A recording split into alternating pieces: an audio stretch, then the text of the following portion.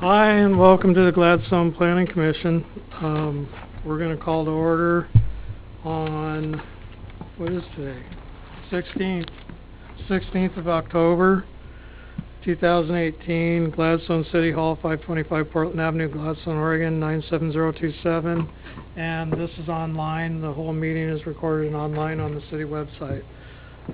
Please call the roll. Commissioner Langston, Commissioner Natalie Smith, Present. Commissioner Malachi, Here. Commissioner Poole, Here. Commissioner Wentz, Here. Commissioner Pat Smith, Here. Chair Rowlett. Here, let's salute the flag. I pledge allegiance to the flag of the United States of America and to the republic for which it stands, one nation, under God, indivisible, with liberty and justice for all. All right, so again, welcome, and we're glad you're all here. And tonight, I'm going to read the agenda. And while I'm doing that, if anybody wants to testify, could you please fill out one of the cards over there on the tables and give that to Tammy. First, we're going to approve or amend the consent agenda. Then we're going to have on our regular agenda a legislative hearing on text amendments to do with temporary structures. And I want to read real quickly a little bit about legislative hearings, so that if anybody doesn't know, that we don't do a whole lot of those, and they're pretty informal. Legislative hearings typically occur when considering amendments to the goals and policies in the comprehensive plan, to major map amendments, and to changes to the zoning ordinance. They are generally initiated by the local government. There can be pre-hearing contact between citizens and the decision makers on legislative matters. So that's different than the ones we usually do, which are quasi-judicial. That is, ex parte contact is not a concern. Decision makers are seeking all input they can get on issues in order to make reasonable decision on the proposed amendments. So, in other words, it's pretty informal. It's not like a court or anything like that. For this hearing, we will make a recommendation to City Council on our findings and recommendations. And then City Council will make a decision on everything that we'll be discussing. So, does anybody have any questions about any of that? Actually, will they know when the city council meeting is that's going to discuss this? When is the City Council meeting for this? I believe it's on the November agenda, is my understanding, but I don't know based on it for noticing as to, I'll have to confirm that with Melissa regarding noticing. Okay. I think we were waiting to see the outcome of this meeting before formally scheduling it. Okay. Okay. So with that, and the last thing is the business from the Planning Commission, and then we adjourn. So, does anybody want to make a motion on the consent agenda? I'll make a motion that we accept the consent agenda from the July meeting. I second. All in favor, say aye. Aye. Opposed, say no or nay. Unanimous. So, the planning report, does somebody want to just talk about that real quick, Melissa? About the planning report and what that is? And you can get the agenda either online or if you request, you can stop by City Hall or request a copy. Today is, very thin, but sometimes they get, like I thought we were going to have a big land use thing tonight, and that's probably going to be about that thick, sometimes when we get those. But we want everybody to understand what we're doing and why.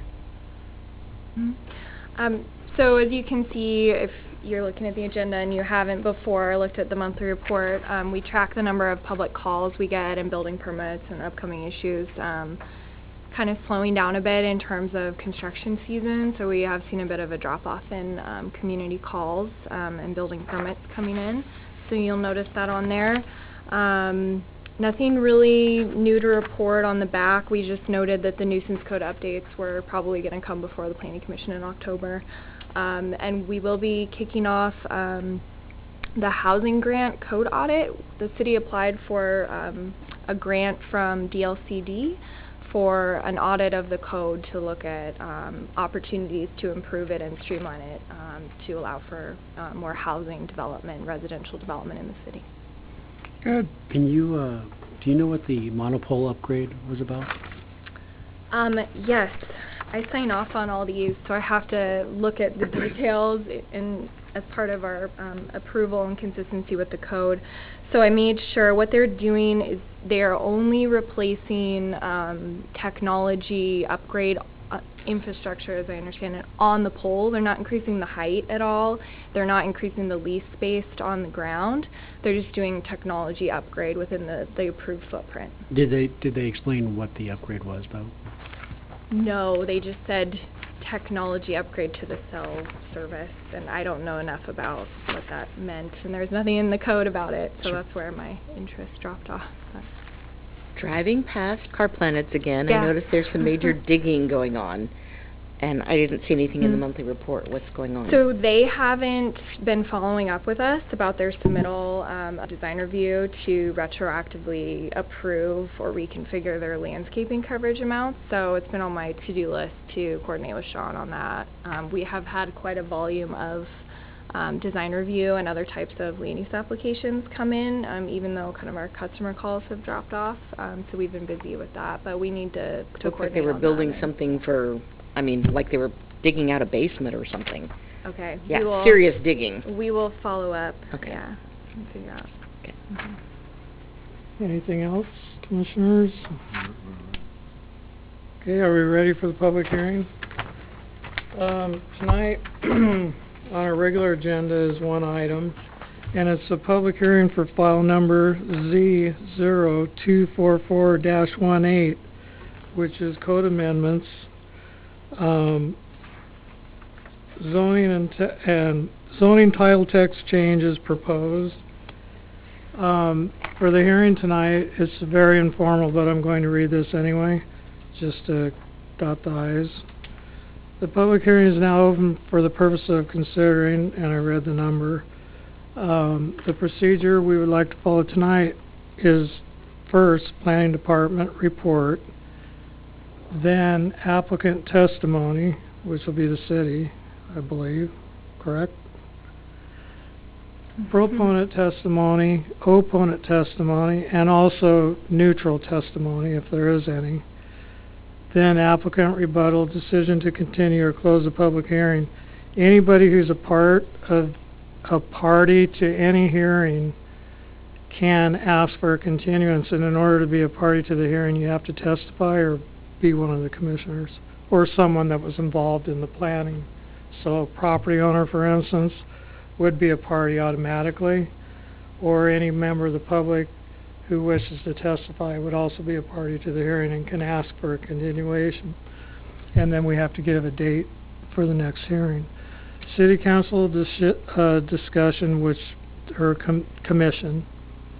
And now does any member wish to disqualify himself or herself for any personal or financial interest in the matter before us tonight?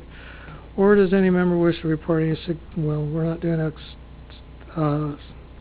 it's really not important for the this hearing for ex parte contact. So basically, the hearing is open, and we'll get the report and go from there. Can we do have the PowerPoint clicker?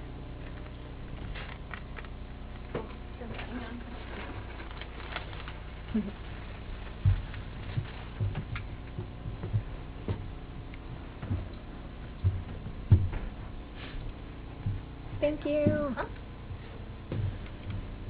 Okay. And if anybody wants to get up and walk over so you can see the screen, it's not in the best place for anybody, please do. And, you know, just stand or sit or drag a chair over and make yourself at home. So we put this PowerPoint together to accompany the staff report and kind of summarize it, but we're happy to answer any specific questions at the appropriate time following the presentation. So the development of the proposed code amendments before the Planning Commission today has a bit of a history. As I understand it, they evolved out of public feedback and public commentary received by the police department a few years ago. Started, I guess, with maybe a couple community meetings, and Sean can maybe give more detail if we need it about that. But we first heard it officially before the Planning Commission May 15th, 2018. There was a report the Gladstone Police Department put together about nuisances in the city in general and recommended code changes. A lot of those were outside the scope of the zoning code, Title 17 in the code. So we looked at what needed to go into the zoning chapter to effectuate all of the proposed nuisance kind of updates that were needed throughout the city based on community feedback. Then we kind of refined the changes a little bit and brought them before the Planning Commission again on June 19th. An updated draft based on Planning Commission comments from that meeting was presented to the City Council on August 28th. And then City Council had a couple changes and voted to support those proposed text amendments that are before you today to be formally presented to the Planning Commission. So today, if the Planning Commission recommends approval of the proposed amendments, they would still need to go to City Council to be formally adopted. So this wouldn't be the last meeting or the last opportunity for public comment. So the changes would apply citywide to residential zoning districts only, so to low-density single-family residential, which is kind of in the upper part of the city district. And you'll see the low-density and the medium-density are in kind of a yellow color. I know it's hard to see, but anything that's not bright red or orange or green. And then the high-density residential would also include these proposed text changes. So a good part of the city, all the residential areas, but it would not apply to commercial properties, industrial properties, open space, park districts, things like that. So we just wanted to summarize in hopefully a clearer way outside the context of the staff report what the proposed changes would be. Essentially, there's different setbacks in each of these residential zoning districts, front, rear, side, and street side setbacks. They're pretty similar. The main difference is in the low-density residential, the side setback is 20% of the lot width divided by 2, setback on either side. And then in the medium density, it's 5 feet on either property side, and then it's 5 feet in the high density as well. So you'll see the most restrictive setbacks in all the residential zoning districts are in the front yard and then on the street side. So if you have a corner lot, then you have a front setback and a street side setback. So right now there's no requirement that temporary structures be set back to the same setbacks in the code for normal structures or carports or garages. The proposed code amendments would require that temporary structures like membrane structures and all the other examples that are given in the definition would need, the proposed definition in the text amendments, would need to meet the same setbacks as structures in the existing residential zoning districts. That includes pop-up tents. Mm-hmm. So temporary structures would continue to be allowed on private property. They can be placed in the backyard area as long as they meet the rear yard setback. They can be placed in the front yard area as long as they're behind the main line of the residence and they're beyond 20 feet from the front property line. There are some constrained properties in Gladstone given the small property size, so that's where some of the concern we've been hearing from the community is. One setback that's not listed here, is there a requirement for a setback from the building itself in the rear yard? So there are requirements from county building codes for separation distance. I don't know what those are, but I do know that if they're not able to meet the distance for some reason, there's an option of doing a firewall in certain cases, so there's some flexibility there. I don't know exactly what those separation distances are, though. That would be a question for county building codes. So there would be no setback restrictions on temporary structures for current activities. So if you want to set up a lemonade stand, have a shade cover if it's a hot week out, you want to repair your car, you can put up these temporary structures as long as they're not in place for a consecutive period of time longer than 10 days.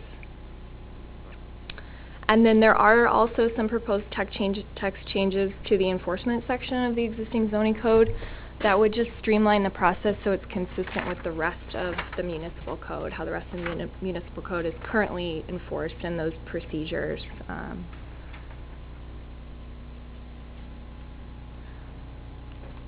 So I put up an example. This is outside of the city. Sometimes it helps to visualize the proposed changes. So you can see there's A and B. Those are two pop-up kind of carports. They're not attached to the ground, so they wouldn't meet Gladstone's code definition of a carport. They're more like metal tent structures, membrane structures that would fall into the city's proposed definition of temporary structure.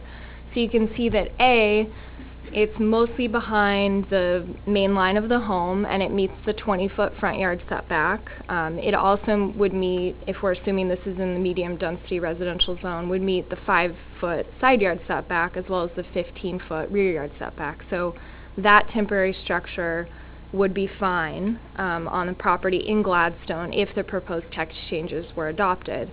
You can see B is also a temporary membrane structure. It doesn't meet the side yard setback, so you would not be allowed to maintain that on that property for longer than 10 days. That's a membrane structure, but this would say you don't have to meet the setback if it's on. Okay, we're allowed to answer public questions too? Sorry, what did you? Well, what was your question? I thought you said that the membrane structures didn't have to meet the setback. So right now they don't, but the proposed changes that we're talking about, this is an example of if we were to adopt them, what that would mean for these two structures, if hypothetically if this was in Gladstone. And then still have a 10-day option. You can have it up for 10 days. So here's another example. You can see on the right-hand side of this property there's a major street. However, its front yard is along a cul-de-sac. So while those two membrane structures are meeting that 20-foot front yard setback, the one on the far right would still need to meet the 20-foot street side setback, so you would not be able to keep that on the property longer than 10 days with the proposed text changes. The one next to it would likely meet that 20-foot setback, so you could maintain that there. But this is an example of concerns raised by the public in telephone calls that I've had over the past month, that these corner lots are constrained, given that they have to meet the front yard setback and the street side setback of 20 feet. So something for the Planning Commission to consider, and I'm sure you'll probably hear from the public tonight about that. So public noticing was provided via newspaper notification on September 26th and September 27th. Required notice was also provided to DLCD and to Metro, and we did not receive any formal written comments or emailed comments. So in taking a closer look at the proposed changes, you'll see if you go to the staff report, we were recommending placing new language for temporary structures under 9 A, B, C, and D for Chapter 17.44.020 into the Building, Siting, and Design Standards. However, those standards are only applicable to design review. So we're recommending that instead we move this language into the discrete residential zoning sections under the dimensional standards. So it would be placed into 17.10.050 section 6, which would be a new last section, 17.12.050.7, which is R5 dimensional standards, and then 17.14.050.7, which is high density residential MR zoning. That way it would be applicable even if there's no design review required. So if somebody just wanted to come in and put up a memory structure but there was no design review application, we could still implement the changes. So staff's recommending approval of the proposed text amendments with that modification. With those all added down at the bottom, the code sections? Yes. Okay. That language into each of those code sections, and then not including it into section 17.44020 as previously proposed. Okay. So now we'll take applicant testimony. Who's the applicant? That would be Sean. Hi, Sean. So, just to clarify, because I know there's been a lot of confusion on this issue as well as some of the other ones, this all came from a town hall meeting. I lost track, but I've been thinking about 2 years ago or so, and so there was a lot of feedback at that town hall meeting, a lot of public input, and from that meeting there was a request for some code modifications, to address some of those issues that people had brought up, but also concerns that have been, complained about over the years. For example, in this particular issue, I think we've found some records going back to like 2003, where there was some conversation regarding these types of structures on properties. So this is not new. It's been around for a long time. The police department is not pushing this as an agenda. This was, we were instructed by council at the time as a result of that town hall meeting to make some recommendations based upon that feedback. And so this is one of the areas where we have come up from that feedback as a proposal. We're supportive of this proposal, but at the same time, it's open for modification. There's not, if you wanted to address something like the side setback on those corner lots to make it less restrictive, now's the time to do that. We don't have, a dog in the fight, I guess, if you will, to say that in that perspective.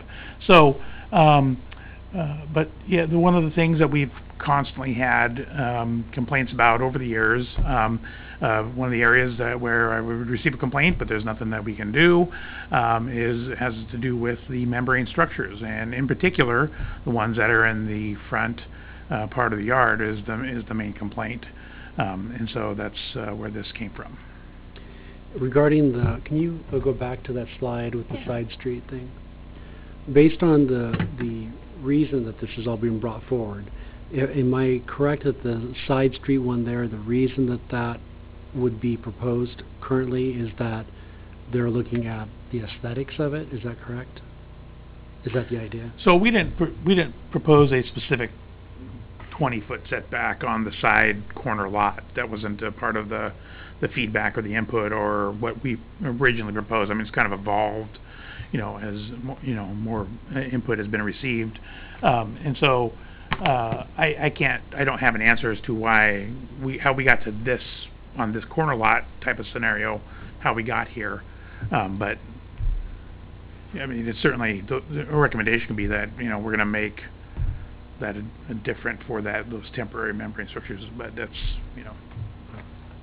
Melissa, isn't the setback from a main thoroughfare to be 20 feet? Isn't that correct?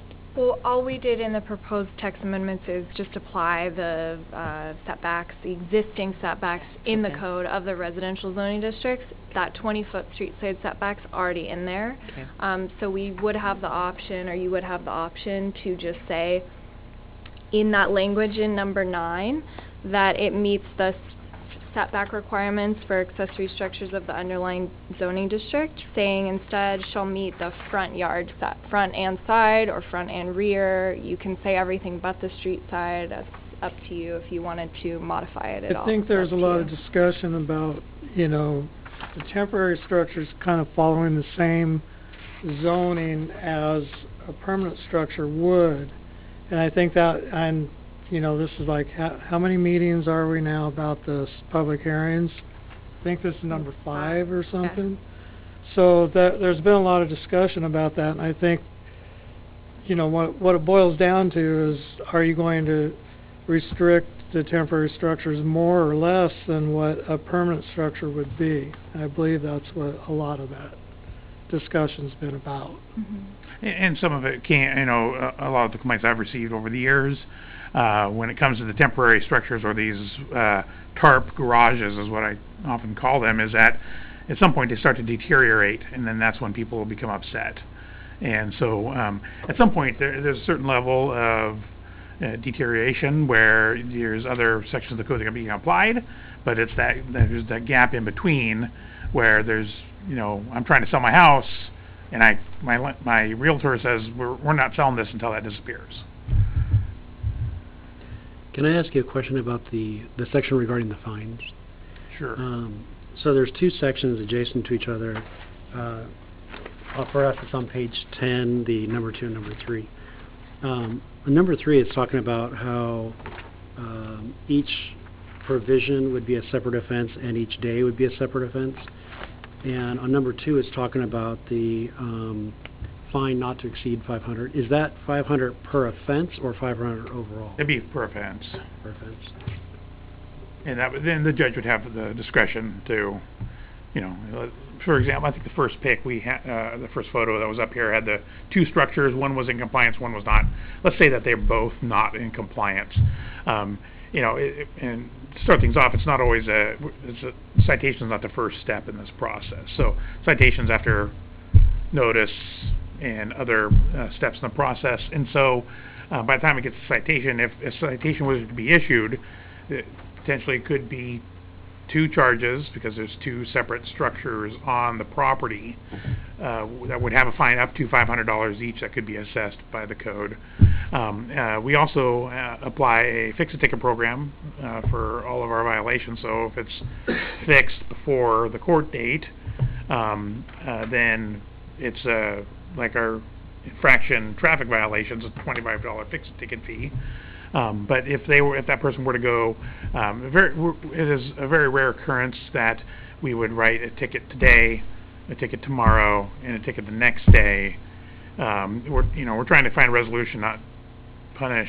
And so, often as a ticket will be issued, we'll go into court. The judge will make a decision, and we're talking about those 1 or 2 charges. And so, if it's directly in the corner of the property, and so it's violating 2 setbacks, is that 1 offense or 2 offenses? I think if it's 1 structure, that's 1 offense. And they have the ability to modify the fine based on the violation, the duration. So 500 is really a maximum, and they can go below that if it's a smaller infraction. Yeah, the judge regularly will, take into consideration testimony from all parties, and hey, you're guilty, but the justice is you're paying $50 or whatever. Okay. We had talked before, I forget which meeting, but regarding the exemptions for like the greenhouses and all that kind of stuff. My understanding at the time was that those exemptions were not limited to 20 days per year. Is that correct? Currently, the way it's written right now, it is. So the way it's written right now, greenhouse is only 20 days a year, for example. I don't think this is worded the way it's meant. Right, I don't think it's worded the way it's meant, the intent. But if you have a greenhouse, you have a greenhouse, and it's not applicable at all. Yeah, I thought those were excluded. Well, it says exceptions, but then the very last sentence says that would be subject to the same. So where is it? So not more than 20 days in the calendar year is in the exemptions section. I'm sorry, what are you looking, where are you looking? Page 9, and it's number 9B. I'm concerned that the wording is not clear. So if you look in the definition of temporary structures, it says in the definition that greenhouses are not included as a temporary structure, so the setbacks would not apply to greenhouses. And neither would that 20-day period. Okay, Right. so all the stuff that it says in here about any temporary structure for current activities, And if you look would at the would definition, not. So, are you okay? So let's think about the current activities. Because when we talked about before, you said the current activities, they're not included in this, right? The things that they're currently actively doing, gardening, working on the car, whatever. You said that was not part of this, right?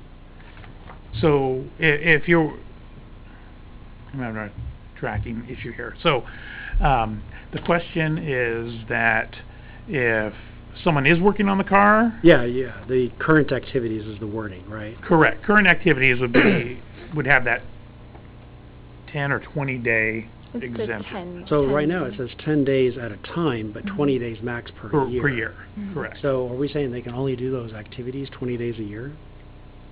That's what that language is saying. Yes.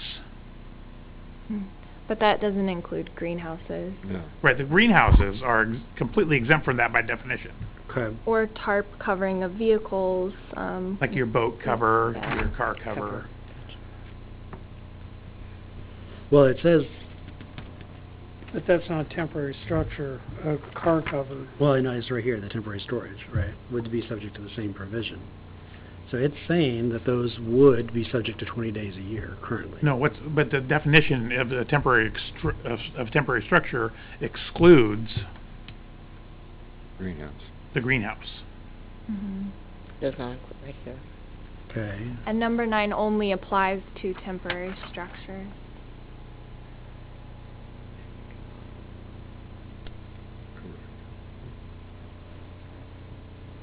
Okay, well, we can discuss this Right. after. I wanted to make sure clarify what the intention was. Yeah.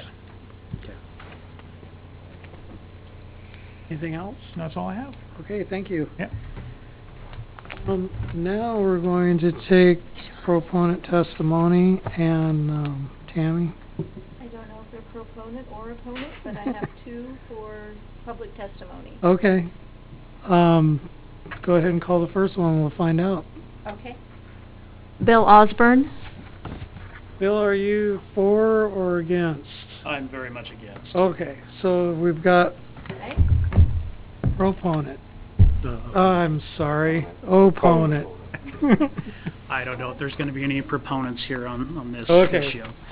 So my name's Bill Osborne. Wrote some of this out here to keep me straight. So while some of the elected officials would have you believe more laws, the more laws we have, the higher our property values will be. That simply is not true. While I've researched what will increase our home values, a mountain of unnecessary laws is not on the top 10 list. I didn't see it on the list at all. Property values are based on a number of issues. Obviously, if a whole neighborhood is run down and trashed, it will negatively affect property values. High taxes will also deter people from buying in certain areas. It almost did my family when we moved here. Perhaps we should look at reducing taxes in Gladstone. Overwhelming community support. While it's been said that there's an overwhelming community support for this, along with other recent changes, I've yet to see it. I've seen opposition to most of these. The 2016 town hall meeting is cited as the place where this overwhelming support for more laws originated. I was at that meeting. There wasn't. There was 91 questions asked at that meeting officially. The city sent them out to everybody. Of those, I counted through them, and 3 of them had to do with more ordinances on code compliance. One of them I didn't count as somebody asking who was responsible for sidewalks. I didn't think that fell into having more ordinances. So where's all this evidence? I mean, if there's this many people, an overwhelming amount of people that want this, I've yet to see it presented at any of these public hearings for any of the ordinance changes, especially this particular one here. I believe it was 2 or 3 questions. There was more questions about reducing property and utility taxes.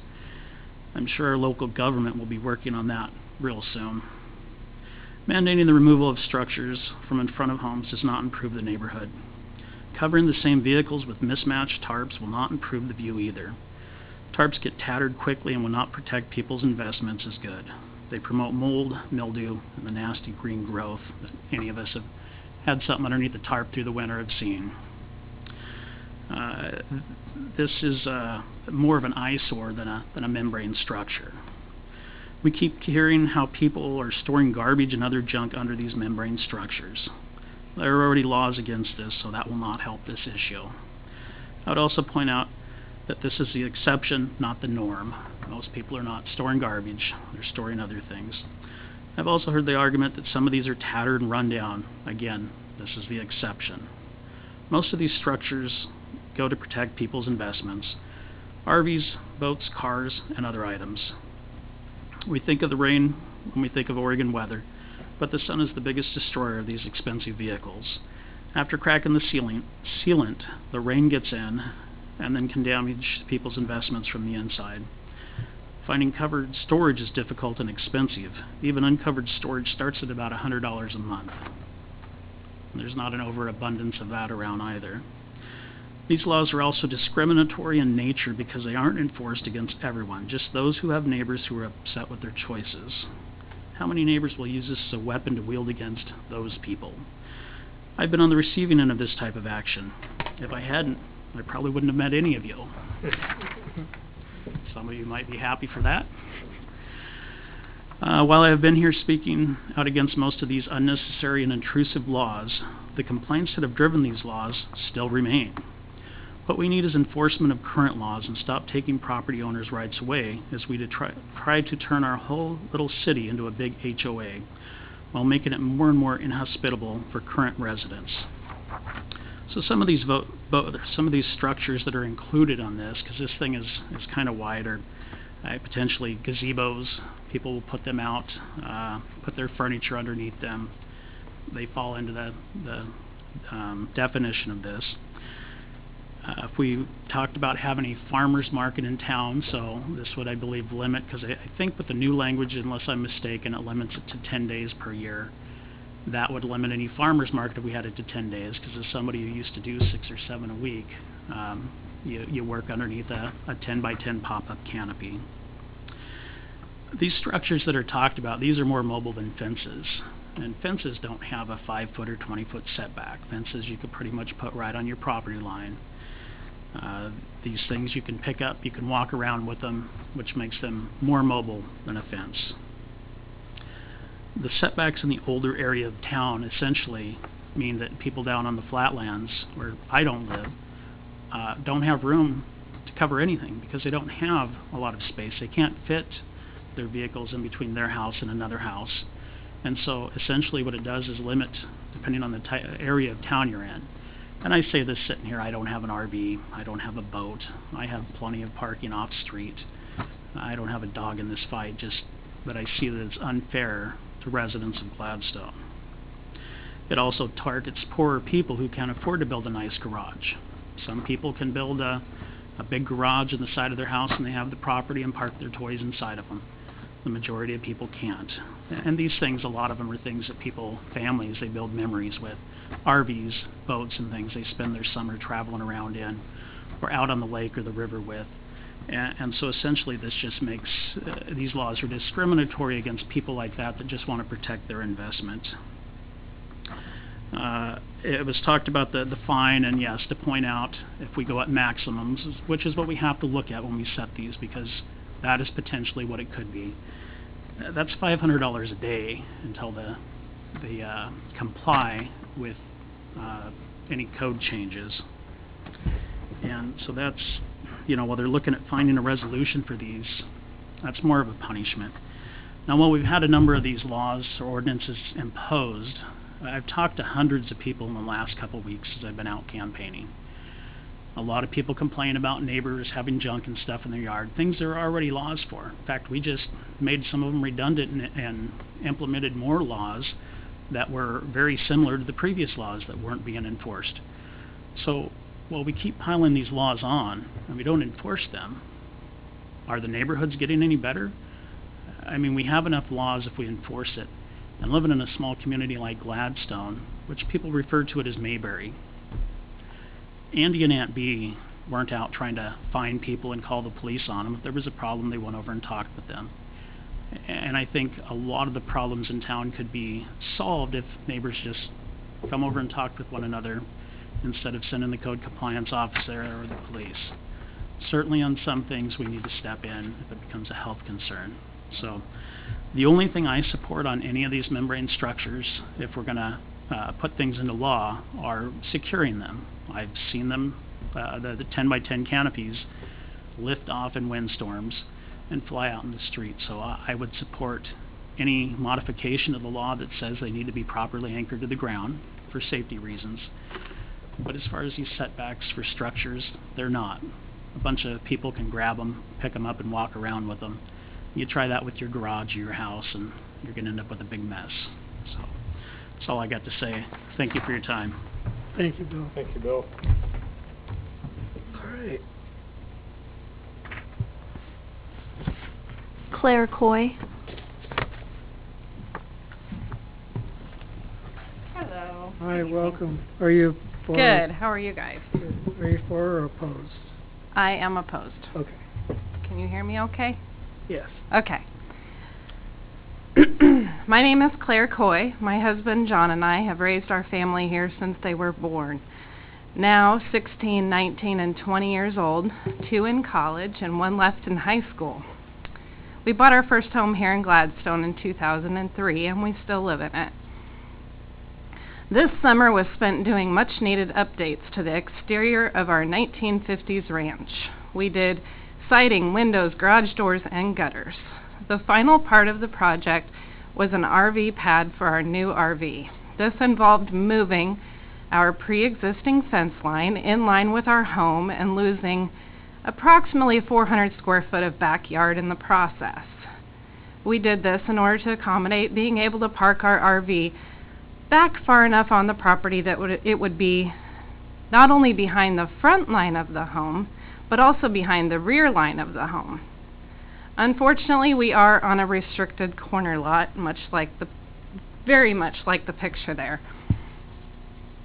However, giving up some backyard was one sacrifice we could make in order to maintain great visibility at the corner and also keeping the parking of the trailer aesthetically appealing, as it's very tucked away on the property when you look from the front. We are going to be putting up a metal structure to protect our new RV from the elements. We cannot afford the expensive off-site storage I have called. It is $350 to $500 per month. Our structure would be the metal roof and supporting legs. It would sit on the property approximately 70 feet from the front street side of Glen Echo and the intersection of Glen Echo and Dickerson. However, we would not be meeting the side setback on the Dickerson side. And by the way, Dickerson is not a through street, it's a dead-end street and accessed only by the few local residents. Therefore, it's not a traditional corner lot with high traffic. We would be parking where our backyard used to be, and although we did consider putting the building up in our backyard, we knew this would look way less tacky, and we are trying to make it be something that people want to look at, which is why we also laid 25 yards of gravel and we're putting up a cover that matches the house. I have also spent the last few weeks on a petition that would help aid Gladstone in being able to keep the current codes for temporary structures. I have about 70 signatures, and I know others are collecting them as well. I am certain that the people of Gladstone would be okay with some code changes after talking to many of them, but one thing I did hear a lot of was that they had concerns about not being able to be part of the decision. Therefore, if codes are changed, the people of Gladstone just want to be able to vote or to have a say on how it is written. Is it possible to send these changes to the people for voting? So many people claim they've not heard anything about these proposed changes, which was concerning to me because there needs to be awareness. I don't know how the signatures on the petition are going to help my case, or if it even does, but I was willing to spend this time to help my town because I love Gladstone, and it's honestly been nice getting out and meeting everyone. I heard from one elderly woman who's on Social Security only and cannot afford to fix her truck. It has a leak in it, so she has it parked under one of these temporary structures, or it will be raining inside of her truck. I heard from another man who lives in a very old home in Gladstone. There's many just like his with no garages, so he needs the structure to park under as well. I also spoke to a couple who's been protecting their RV from the elements right as it sits for the last 20 years. These are some real-life situations I heard of by just getting out and asking the community what they thought, which is what the people of Gladstone would like the council to do before moving this topic on to finalization. Everyone was very welcoming and so appreciative of me coming to talk to them. I have included some photos. Okay, this is where I need to, and you guys hopefully can just pass these. Kind of like take a look and pass them down. You can start Here? Okay. So those will be part of the public record? Yes. So, okay. That's fine. I have included some photos. The first two are of an RV with tarps strapped all around, and they are hanging to the ground because there's no secure way to strap a tarp to an RV and have it stay. You will see in the next photo that that very same RV is rotting on one side due to not being properly protected. Here is where the people's concerns came into play. The proposed changes would still allow tarps, and as far as cleaning up our town, the tarps staying will not be doing that.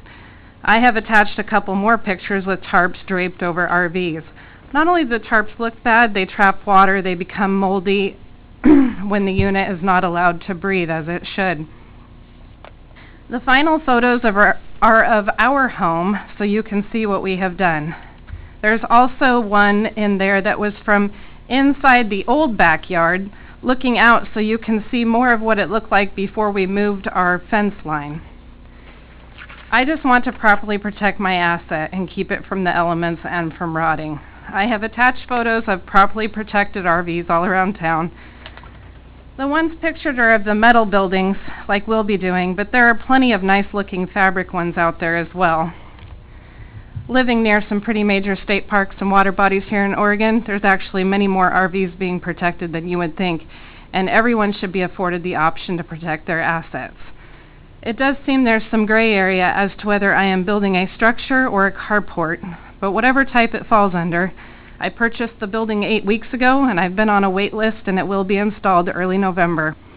The way that our home is positioned on our lot, the only possible place to build the accessory building, temporary structure, carport, or garage is either in the front yard or in the newfound side yard that we obtained by moving our pre-existing fence line. I would like to ask the Planning Commission and Council for consideration of leeway for temporary structures, garages, carports, and accessory buildings at restricted corner lots when it comes to setbacks and building requirements, on a case-by-case basis, of course. These requirements are much more restricted at corner lots than regular lots. However, not all corner lot situations are the same and should be looked at individually. Thank you for your time. Very good, thank you. Thank you. Pass those down this way.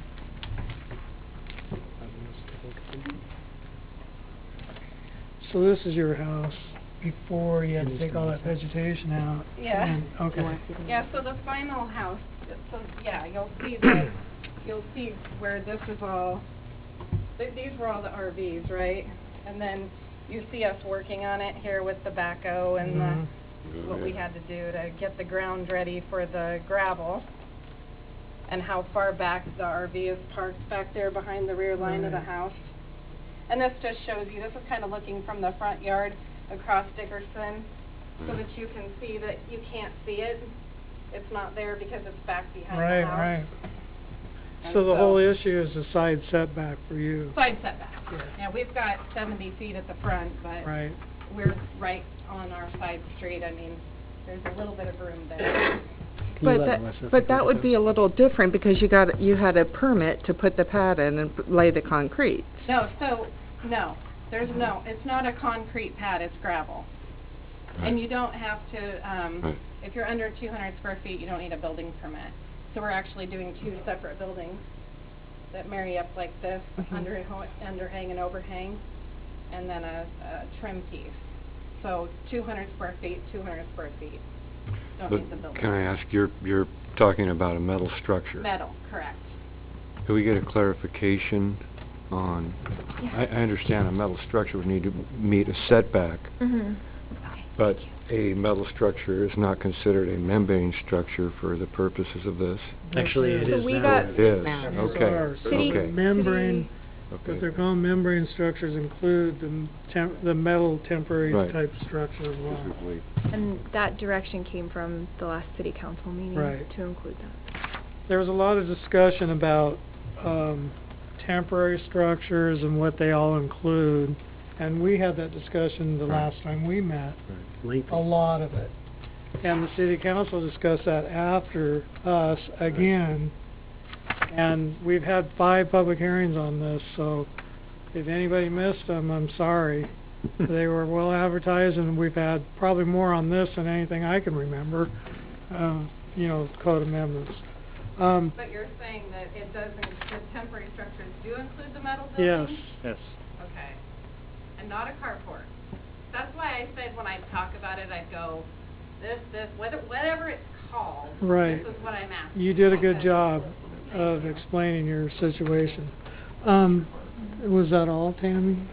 That's all for the, public testimony on Okay. this. We do have one from, business from the audience at a later Okay. time.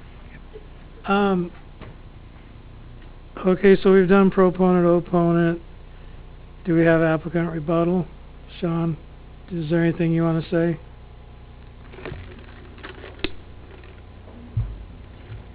No, just that, really that this, you know, this has evolved, in its current status, you know, there's been a lot of input from a lot of people. You know, I think when it was originally started out, the intent was not to, you know, deal with metal structures. The feedback that we've been receiving was mostly on the actual, what most people would consider the temporary fabric structures was the main area of concern. So, and again, I get this is, you know, it does not make a difference to me. I mean, I don't live in this community.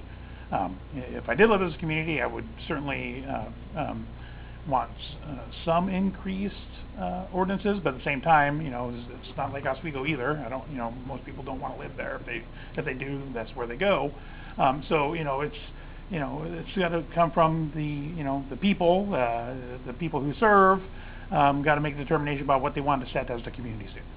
Would you mind addressing Bill's comment about where the original request came from? So there was more than just that one town hall meeting. So, you know, where so I think there was maybe some coffee with the counselor or some similar type of events where some of that other stuff, you know, certainly could have came in. The direction from council to put together a package of ordinances or proposed changes came after that town hall. So I mean, that's kind of been the reference, because after the town hall, then the question or the directive was delivered for us to do that. And so yeah, it may not have all came directly from that town hall meeting, but that was like the turning point. It was immediately after that. I know that there were other smaller community meetings prior to the town hall meeting where input was provided. Could you tell us, have you had complaints recently, or how many complaints do you think you get about, especially I know the tarp structures that are all ripped up and... as of late, it's been periodic, you know, maybe 1, 2, or 3 a year. And so in the past, so I came into this position in 2004. In that time period, there were larger numbers of complaints or concerns. But you know, when you tell people it's, you know, hey, this is not on the books, you start getting less complaints. Okay. All right, thank you. Could I say a couple clarifying points? Hang on just a second. Yes, you can rebut if you want. Sure. Yeah, would you please? Right.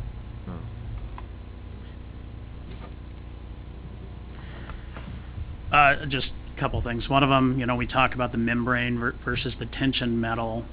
The frames and everything are identical on these things. It's just a matter of what's covered on them. Sometimes if people have a membrane structure, one with the fabric that's worn out, they'll put the tin roofing or other material on it. So the frames and how these hit the ground are identical. The other thing I'd just like to say, you know, when you're talking about people that are in favor of this, again, they've had opportunity to come and voice their opinion, and most of you know I'm at just about every meeting in town here. I haven't heard them. I've heard a lot of people speaking out against it. And you also mentioned about things being publicly noted, the meetings and such. Most people don't see the things that are going on. I mean, you all know that last year I done a recall effort, and it was in the paper once or twice a week. 90% of the houses that we knocked on didn't even have any idea the recall was happening. So that's how aware people are. However people are being given this information and where they find their information in their day-to-day lives, there's a disconnect there. So I work on that a lot on my door-to-door campaigns, talking with people, but I know that the city doesn't have time to go out and knock on everybody's door. We just need to find a more effective method to deliver these messages, which will impact people financially and perhaps very much inconvenience their lives. I don't have the answer to that. If I figure it out or have an idea, I certainly will share it. But yeah, the information disconnect there, I think, is a big hurdle we have right now. So. All right. Thank you, Thank Bill. you. John? And then we're gonna, Close the public hearing. Just a point of clarification. More often than not, they're not the same structures when you're talking about tarps versus the metal sheeting. Most of those tarp tent-like structures are PVC pipe, plastic, and then the metal ones that, in the rare case that you encounter one that is metal, it's not much, more sturdy than a large 15-man tent constructed of metal. The metal structures, if you go up and look at them, there is a different use of materials there. okay, thank you. I have a question. In regards to the ones that are concrete pads as opposed to gravel, what anchors them into the ground? I mean, I can see where it could be poured, the poles Right. could be put in, but when it isn't on a concrete pad, how do they anchor the metal ones? Sometimes there's no anchoring. If you're talking They're about just like sitting there? they're just sitting there. Often, the tarp ones often are just sitting there wherever they are. The metal ones, depending on how they're constructed, they're usually considerably much heavier. Right. And so the anchoring may not be necessary because if you think about those structures, the metal ones, it's open on all sides and there's something on the roof, and so I don't know, but common sense tells me that if those were flying away on a regular basis, we'd hear about them in the news, and they're not. Okay. So that the weight alone is probably keeping them in place. Okay. But to be clear, though, if they were anchored for safety, it wouldn't matter what the surface was covered with. They could both be anchored the same way, right? Yeah. You can anchor anything, right? Yeah. All right, thank you. So, does someone want to make a motion to close the public hearing? Sure. I'll make a motion that we close the public hearing on this issue. Les Poole made the motion. I second. Natalie Smith seconded it. All in favor say aye. Aye. Opposed say no or nay. None opposed. The public hearing is closed. Now, we are going to discuss the application. And does anybody want to start? I'll start. Okay, Les. Things sometimes morph as they go down the highway, and this has done that. I think that the original concern about what we originally identified as a membrane structure, something fabric, was the original issue. And true, we've had a lot of meetings on this, but it was only recently that the metal structures were added. Metal structures don't tatter, they don't blow away. They certainly cost more, and I'm not here to be an advocate for them, but I believe they're a completely different issue. And I don't know how we got into addressing these light-duty membrane structures that tend to look bad after a while. I don't see quite how we got all the metal involved and where that came about. I'm a strong advocate for the 20-foot setback out front. I know it's awkward for some of the really small lots. Folks may not be able to have them there, but I do think the view from the street does have an impact on property value. I truly believe that when it comes to the backyard and the side yard, I think sometimes ordinances overkill, and in this case, I've been of the opinion that the side yard, the 20 foot from a side yard, or from a street on a side street, there should be flexibility there. We have a lot of real quiet streets. I think that just defaulting to 20 feet on that side street, because that's what the standard is for a permanent structure, is something that we can address. I would also hope everyone keeps in mind we are talking about residential. If we're doing a farmer's market downtown, that wouldn't affect it. And I think, again, back to the original issue, and that is the aesthetics of the community. That's what's driving this. And we've got to be realistic. Investment's coming, infill is coming. More trees are going down. We're looking at each other more. The houses are closer and closer together. So I think that we need to have some flexibility for the side yards. I think we're barking up the wrong tree, with all due respect to the council, that they've complicated this by bringing metal structures in to a conversation that, at least for the first year and a half, didn't include them. So I do have some concerns. At the same time, I feel that we do need to do something. I think we're overkilling some things, but we do need to do something. And those are my initial thoughts. So I want to expand on what you said about the aesthetics. Really, there were two things that were driving this. One was aesthetics, and one was safety. Right. Because them blowing across the street was brought up a lot. And I think that regardless of what we do about aesthetics, there are some aspects on the safety side that can be addressed. And, you know, we talked before about, you know, following the manufacturer's rules for, you know, proper installation, and I forget the wording we use, but, you know, we talked before about, you know, you have to actually affix it however the manufacturer said to do it. Because we were concerned about people using things like rocks or something to hold it down, right? So I think some of those things, making sure that things are installed properly and safely, is worthwhile for a code enforcement type issue.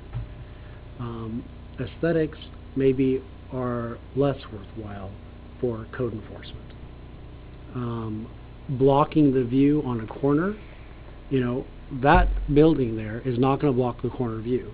If it was up in the front corner, that'd be a big issue, right? Because then people get hit going around the corner. But that one's not, right? That one is not going to block the corner, people turning around the corner. So I think that, again, that gets back to the safety issue. Some of the stuff that we talked about, you know, we got off in the weeds about what should or shouldn't be allowed and for how long, because a lot of it, we were like, well, it doesn't make sense to prohibit this stuff or to prohibit it outright. And I agree with you about the metal stuff. That's why we decided not to include it last time, is because we didn't think all of those made sense. And for the, you know, the backyard, we almost completely eliminated that from our equation, with some minor changes that it, you know, it had to meet the setbacks. But I think that in general, the safety is the bigger issue that needs to be addressed. Okay. Well, and that's how I remembered it about safety and things being done properly. I think the metal structures came in because there were some of those that were aesthetically horrible in Gladstone. I think that's how that came up. Also, it almost seems that that's becoming more of a something that should be permitted. And my understanding was that stuff did not have to be permitted if it was behind the front and within the boundaries, then you didn't have to get a permit. And that's why we were starting to move towards there. Because obviously if someone needs to get a permit, then the safety is being handled by the county and the permitting to make sure that the concrete or the gravel is done correctly and that the metal that's attached to the building is done correctly, that there's a permitting that's the aspect of it. You're talking about a building permit? Pardon? A building permit, to clarify? Well, no, I'm saying if something's being done that requires a building permit, then that wouldn't fall under this at all. And that's where the metal was going to, I thought that was why the metal was pushed aside, because that's all under permitting stuff. If I recall, the accessory units had a minimum square footage before it triggered building permits, right? Correct. So building code division has a 200 square foot threshold, as Like I the understand it. shed. So if there's something that's under 200 square feet, no matter where it is on the property, it wouldn't require a building permit unless you're talking about a retaining wall or something like that that's structurally, relevant to the property. But I understood you couldn't put the shed in the middle of your front yard. So for building that- permits, we would review the building permit for consistency with the setbacks. But for membrane structures, things like that, right now, they're not, A, they don't need a building permit, and B, they don't have to meet any setbacks because they're not addressed in the code. But to her point, a 10 by 10 shed that's, say, wood, right? Yeah. Would not require a building permit, No. but it still would not be allowed in the front yard. Per the proposed text But today changes. it would be? Today it would be. If it's not permanently affixed to the ground and meets the definition of a carport, there's a carport definition in the code, in the dimensional standards for the residential districts. It says that the carport and the garages have to meet that front yard setback. Do carports need a permit, or can you just put a carport in? Not necessarily. You can have carports that don't meet that 200 square foot threshold, I would imagine, hypothetically. Most of them probably. But the definition in the code says they're permanently affixed to the ground, so usually it's not a temporary structure. It wouldn't meet that temporary structure definition. So carports would not fall under this because they would fall under permitting. Sorry, what? They'd have to be permitted because they're attached to the ground. Not permitted by the building department, no. Okay. But they would need to meet setbacks, but I'm not, planning's not gonna look at those because they're not coming in for a building permit, so. They're not And coming in that's for how it all design. came up, was Unless that someone you calls could in put and the asks. carport as long as it was within the setbacks. And I think that's how we came up with doing the setbacks, was exactly the carport thing. That you could just pop up a carport without a permit, as long as you didn't pop it up in the front where it would change the view down the street. Correct. What she's saying is it becomes a carport as soon as you affix it to the ground. Right. Then it meets that setback Even if we're talking about requirement. membrane structures, and they include, or we're discussing them including metal, which sounds like it would be great in my case, because then I wouldn't have to meet any setbacks, which is the whole point. But as soon as it's affixed to the ground, now it's a carport. Now it needs a permit. And its use is to cover a car or an RV, so. Then it becomes a carport. Per the definition in the code right now.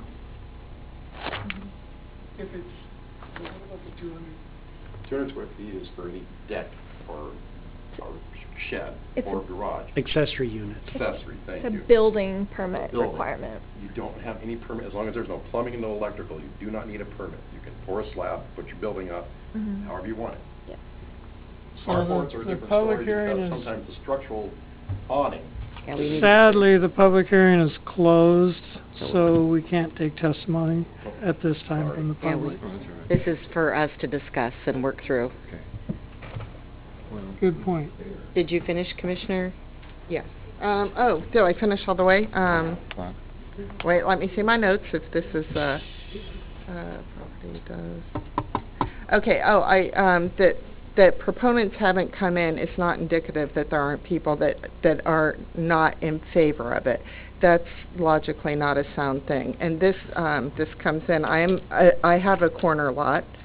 I had someone call code about my sidewalk, and I'm repairing it because of that call that they did not come up and talk to me as a neighbor about. They went directly to code.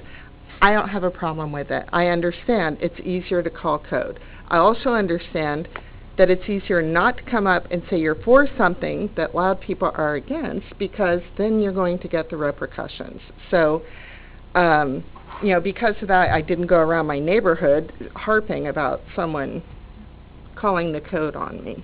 And I understand that having a corner lot, you got a lot more stuff to affect the people around you.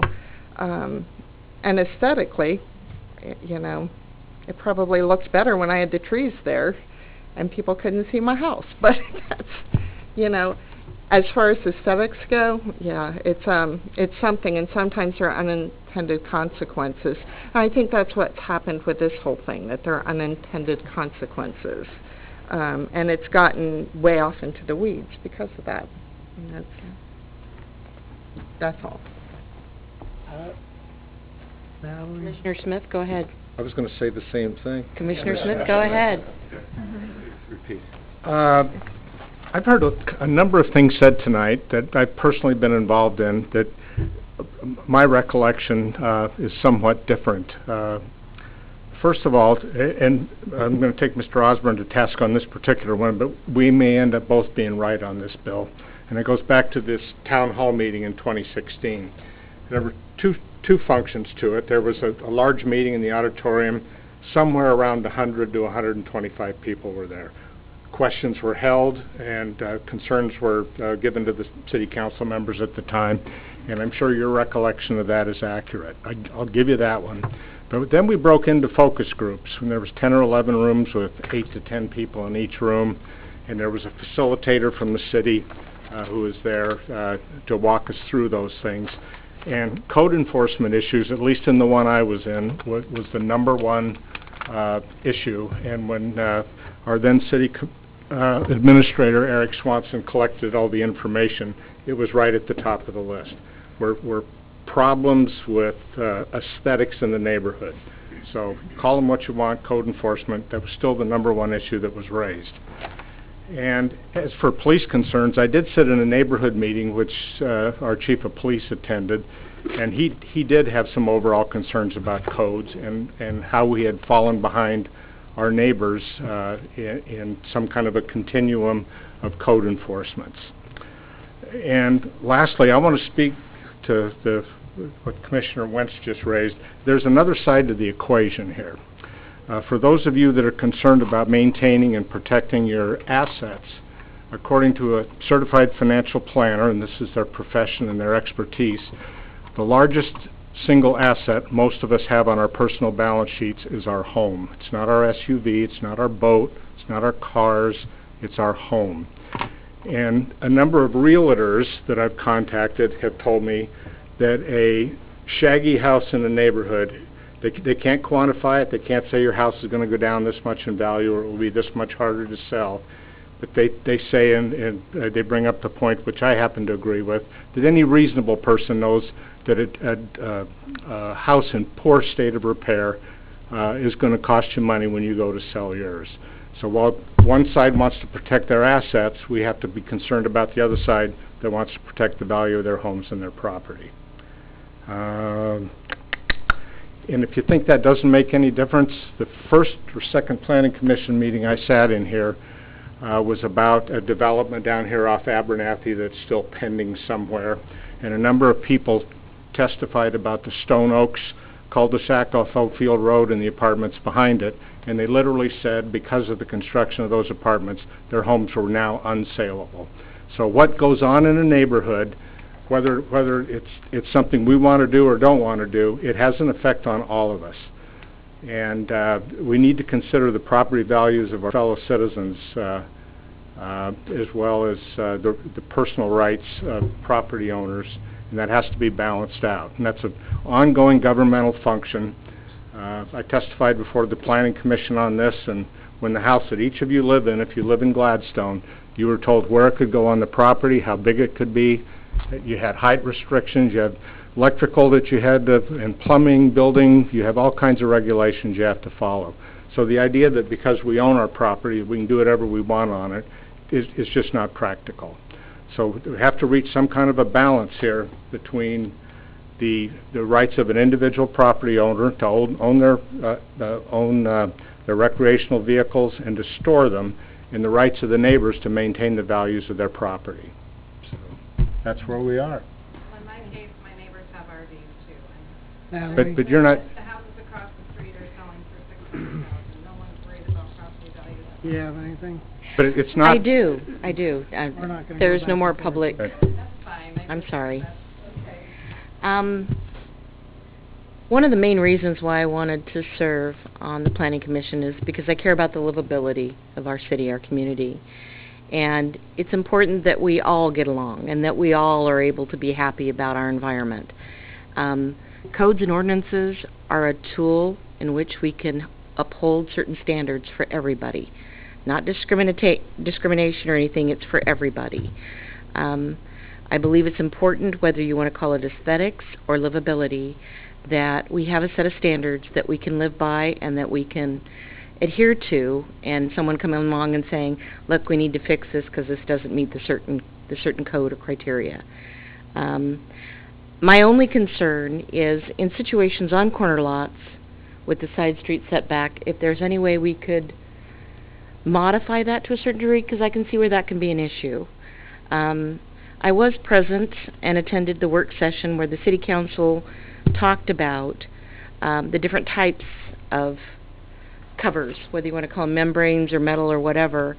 And what I remember it boiling down to was that in some cases the older homes don't have any garages. And so they wanted to make the setbacks the same as if they were to build a garage. Am I remembering that correctly, councilors?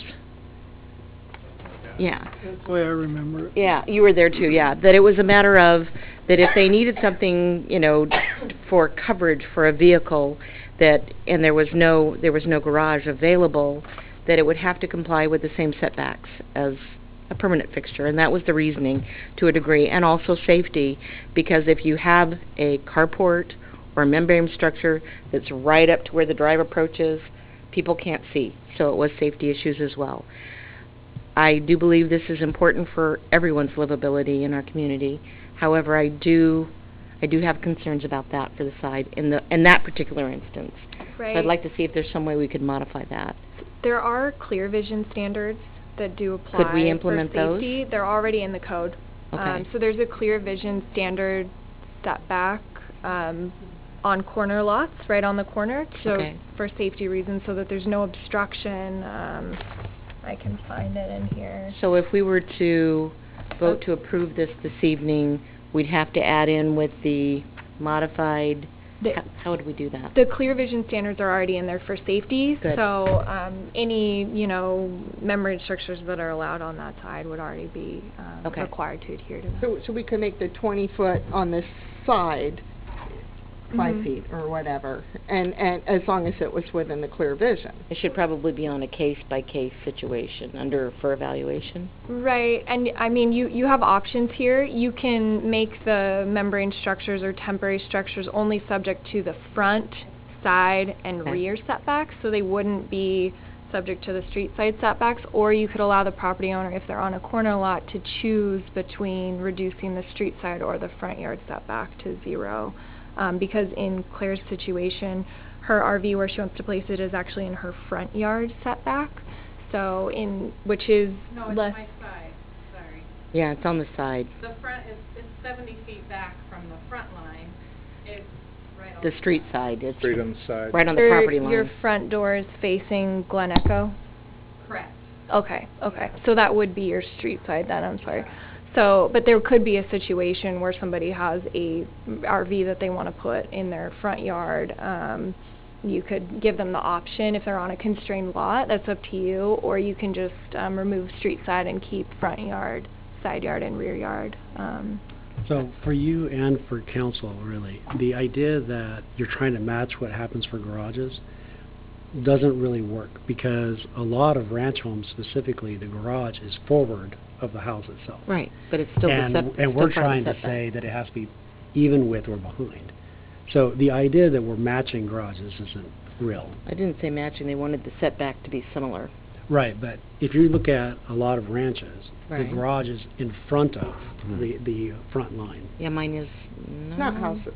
It's not houses. Yeah. What's that? Yeah, Not house. Where the the garage sticks out and Yeah. the front doors are set back. Yeah. Right there if you want to grab them. My Yeah. house is As far as that piece up there, part of what I'm hearing is that the 20-foot street side setback isn't really an issue for this so much as an issue for the accessory dwelling unit definition that maybe needs to be adjusted. Because I'm not sure that it makes sense for an accessory dwelling unit either. So accessory dwelling units are a little bit different. They have to have a building permit, so we look at them pursuant I to totally all the, understand that. What I'm saying is, if there was a shed back there, Mhm. it's not blocking the corner of view, it's not a hazard. So, you know, I almost wonder, since our definition is based on the accessory dwelling unit setbacks, Mhm. maybe the real issue is that the accessory dwelling unit setback for the side street is what needs to be fixed.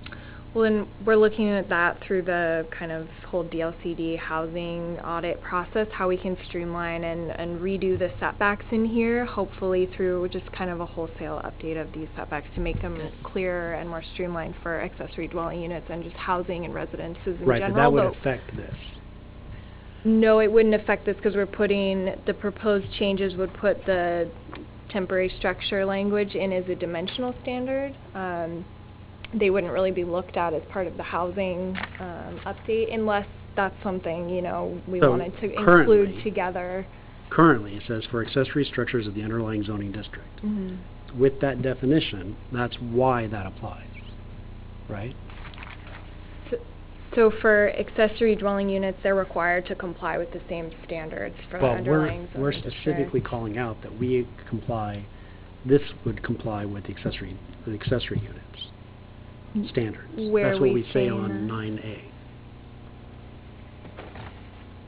That's accessory structures of the underlying zoning Right, district. that's where that Yeah, side so it setback includes comes from. garages and carports. We weren't really intending it to relate it to accessory dwelling units there. It was just from the code. But what I mean is that 20-foot side setback is coming from the accessory structure definition, right?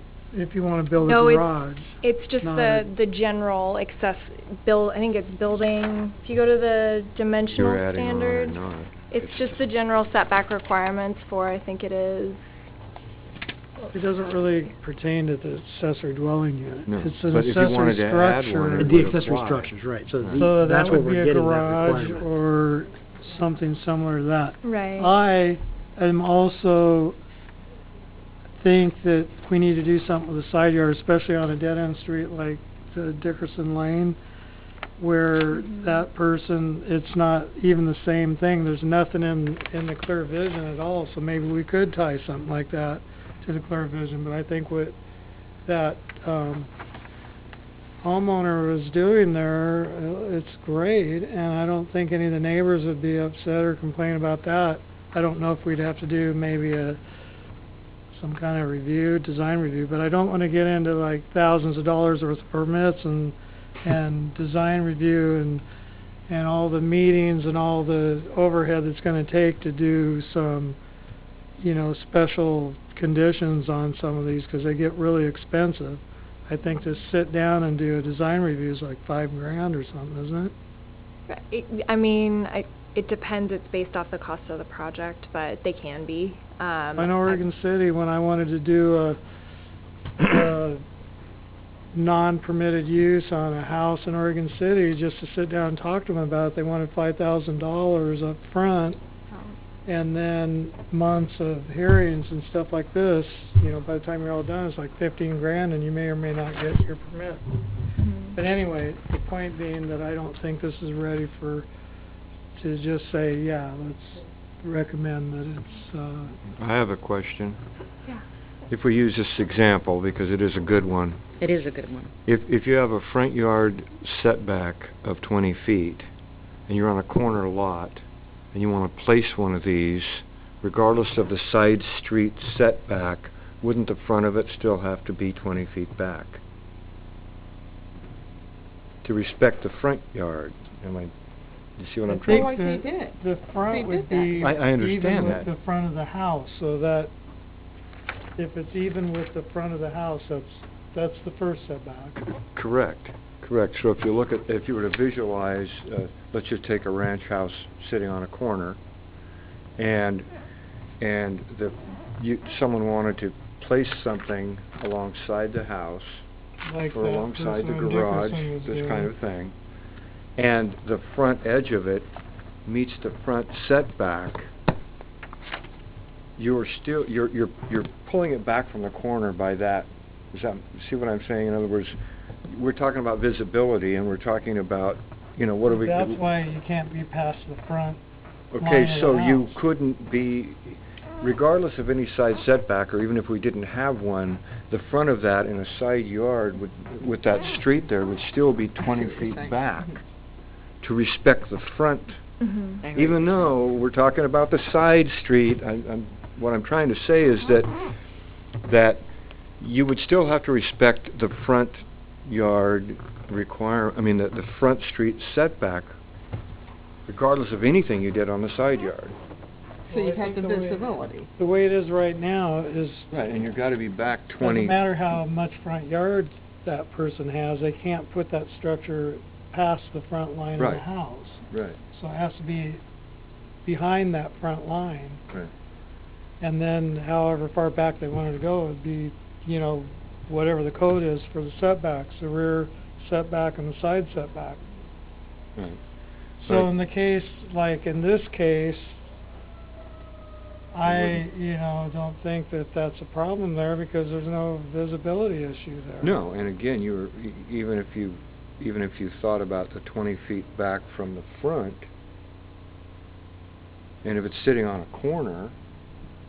I think what the whole issue You're not is gonna that have we a could problem. talk about this until Tomorrow. 2030 and, you know, get more people in here and get more opinions about what should or shouldn't be. And I think that city council, what they were trying to do is get some simplified language that we could agree on to recommend back to them and give the public more time to... And I just really But think if we're we at need an to do impasse, something. I think one thing we we've are got an agreeing issue, we on need is to the clear resolve it. site. I'm sorry, I didn't hear all that. Two people were talking, what? I think the one thing we are agreeing on is the clear vision thing, right? Oh, sure. Yes. Like, that's at least one thing we're agreeing on. So let's put that down, clear vision. Follow the clear It's vision already, guidelines. she said it's already in our code. Verify, it's already in the code. Right. It's chapter 17.54, so it would already apply. It's One Right. thing that isn't is the hang up that I think everybody has on that side setback. And I just don't know how to recommend a good solution. Does Make it anybody 5 have an feet. idea? Make it 5 feet, just like if it was... But if it's a front, if that is a corner lot like my house, right down the street, Yeah. if I stuck a garage right up to the line of the house, I don't know, I guess it could or couldn't be a... But it'd still have to be 50 feet back on the front side, like Wes was saying. It still has to be 50 feet 20 back feet. from what we're 20 looking feet. at. So even if it's only 5 feet from the side street there, from the front, it's got to be back 50 feet. Or So 20. what I'm 20 not feet or understanding... whatever it Whatever is, the so front that- setback is, it'd be the, and I've got a permanent garage that's 4 feet from the street. The sidewalk is here, my garage door is like this far. That house was built in 1925, and obviously you could not build it today that way, but at the same time, there's no issue. I'm on a corner lot, the garage faces Chicago, the front of the house faces Dartmouth, and, you know, there is no big side setback for that garage, and there's not a problem there that I can see. What is the Grandfather point of then. that? Is it to widen the road someday, Well, I think it's or- a vision, well, there's, you know, you can't build a building in the public, you know, right away, Right. and, Are you Malachi, are you talking about what's the point of the side? What is the point of it being 20 feet there? There's got to be a reason it was chosen, right? It was adopted in 1990, so It's I what's in can't the code. speak to So why let's- it was. well, I Let's say know that why we- there's 20 feet on the side there. I understand it. It's because that would be the same as a front street if you're driving down it. That's, you know, taking aside Claire and my house, you know, we may not fall in that, but they're saying that you're driving down the road where it says 20-foot side street, 20 feet back because that's may in have front of a ratio for the house, so to driveway. speak. But we're saying that Maybe we're because saying of that the for vehicle. us, for Gladstone, the 20-foot side street setback could be 5 feet instead of 20, and that would well, give let's people more make a room. note that we've agreed, and That's stop my me if I'm understanding. wrong, that we've agreed that a 5-foot side setback would make more sense than the 20-foot On a corner lot. on a On corner a corner lot. lot. Mhm. Still be a case-by-case scenario. I mean, would still be able to be It would just If be, you have 70 feet from the front, could there be an agreement that maybe the side can be reduced to 0 No. foot? If yeah, it's, nothing's gonna be 0. if it's discretionary, then you're talking about having to submit a land use application every time, pay a fee, and have it reviewed by staff, and have some sort of I approval. already only have 10 feet over there. And so if you're, Mhm. the way that it's positioned, if you only already have 10 feet and you want to reduce it to 5, well, now I can have a building that's 5 foot wide, but that's not going to do anything for it. Technically, you'll never have 0 on any side. Right. No, and Yeah. I understand that, but my house was built in the 50s, and it was Yeah. built in a bad position on the lot, and I have only what I have, and I Right. can't move the house. You can apply for a variance through the code. I was That's gonna a make land that use Thank you. I was- suggestion, but In your but we'd situation. wanna keep that simple, whatever that So if we means. decide we're gonna do variances on temporary, that's not in here. But that wouldn't be our problem. We would have it. If someone wanted Well, to you- do a variance, they could go to the... Well, you Right. you'd Have to go to say that Clackamas it's County, possible. yeah. Mhm. Yeah, and that would, ultimately, the decision does go to the council, Mhm. but that is a But recommendation. if we wanna make a recommendation on variances on temporary structures, I don't, Well, it's already applicable. It's just if you want to have a variance for any code, existing code Okay. requirement. Melissa, if I could, in this lady's situation, Mhm. let's say she applied for a variance, what's involved in that for their family? So it's a land use approval application. I don't know the fee offhand. I believe it's under $1,000. It's, staff review that your application's complete, which is usually pretty quickly. And then I need to check the procedures. I believe it goes to the planning commission. It's not a staff administrative review. So to be clear, we're talking about a variance to get rid of the easement? Is that basically what we're talking No, about? a variance, assuming Setback. that the city adopts these proposed code changes, and her metal, RV cover temporary structure that's in her street side setback, but doesn't meet the setback requirements adopted, to keep that where it is, inconsistent with the code, she could apply for a variance to say that she can maintain it there. Unless it remains under a membrane structure in metal, and then it doesn't meet any setbacks, correct? Sorry, what? The front one, the 20-foot front one, correct? Sorry, what If it remains a membrane structure, mhm. metal, then it doesn't meet setbacks for code, correct? So you're talking about if the proposed text changes are adopted? How did these even somebody wanna make a start to motion that we include reopen the public hearing? Yeah, we should. Okay. I move that we reopen the public hearing. I'll second. Moved and seconded, public hearing's now open. Have it come up. Would you like to come up? You need to come up and- and speak, yeah. I'm sorry that it is reopened. We're here for it. But basically, like you guys said, how did it even become to include metal again? Metal was never part of it. Well, from what I understand about membrane structures, they don't have to meet setbacks. So in my case, if the metal structure stays a membrane structure, I'm good. That's if Right? this doesn't pass. If this So how doesn't many pass. feet do you So- have from the edge of your house to the property line? 10. We have just about 12 feet. Okay. And the building was going to be just right at 12 feet. So we have actually 13, I think. 13 feet.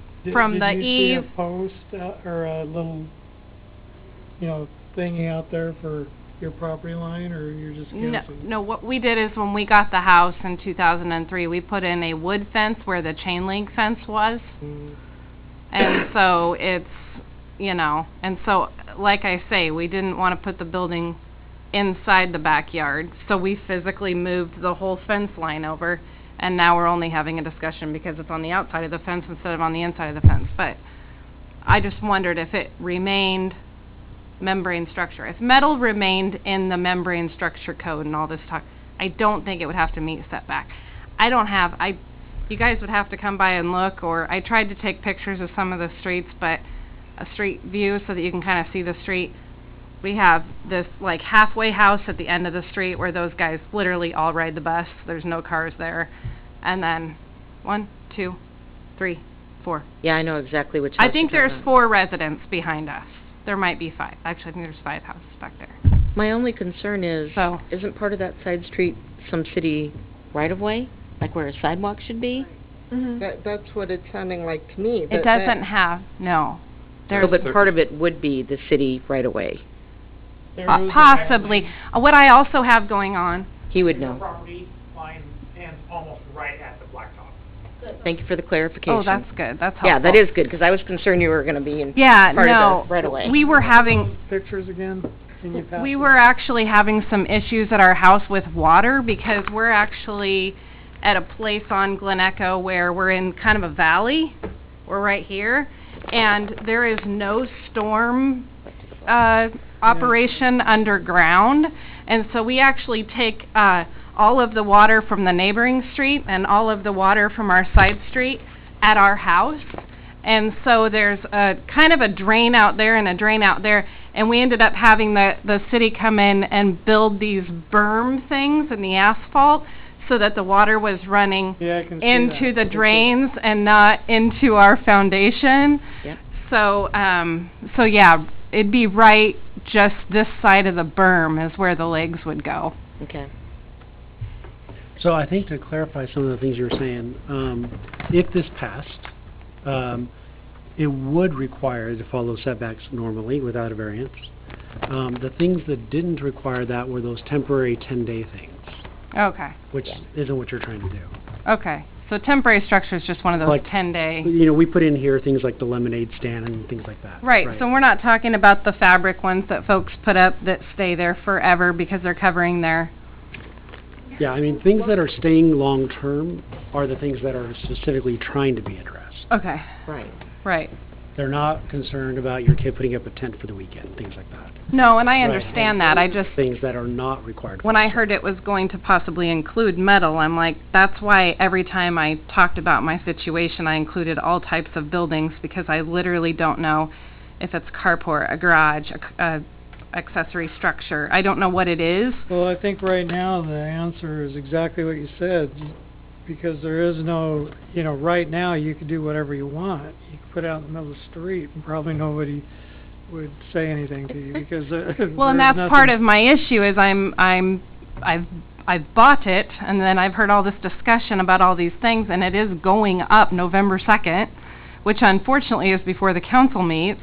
And so I've come here, I guess, hoping to, Well, we I'd like a can't- blessing. Yeah, we're not gonna. But I realize I'm not going to get that before I put it up. If we but- were on your side and said, you know, we recommend to city council that there's 0 setback on your property line, we could recommend that, but then they're going to have the same lengthy discussions that we Yeah. are, or worse, and who knows when it's finally gonna be put into code, whatever Yeah. they come up with. I think the biggest issue is if you can understand the metal buildings and the fabric stuff, it's just trying to get a uniform code Mhm. that's going to cover those things so that people aren't putting their stuff out in the middle of the street and saying that they have a right to do that. Right.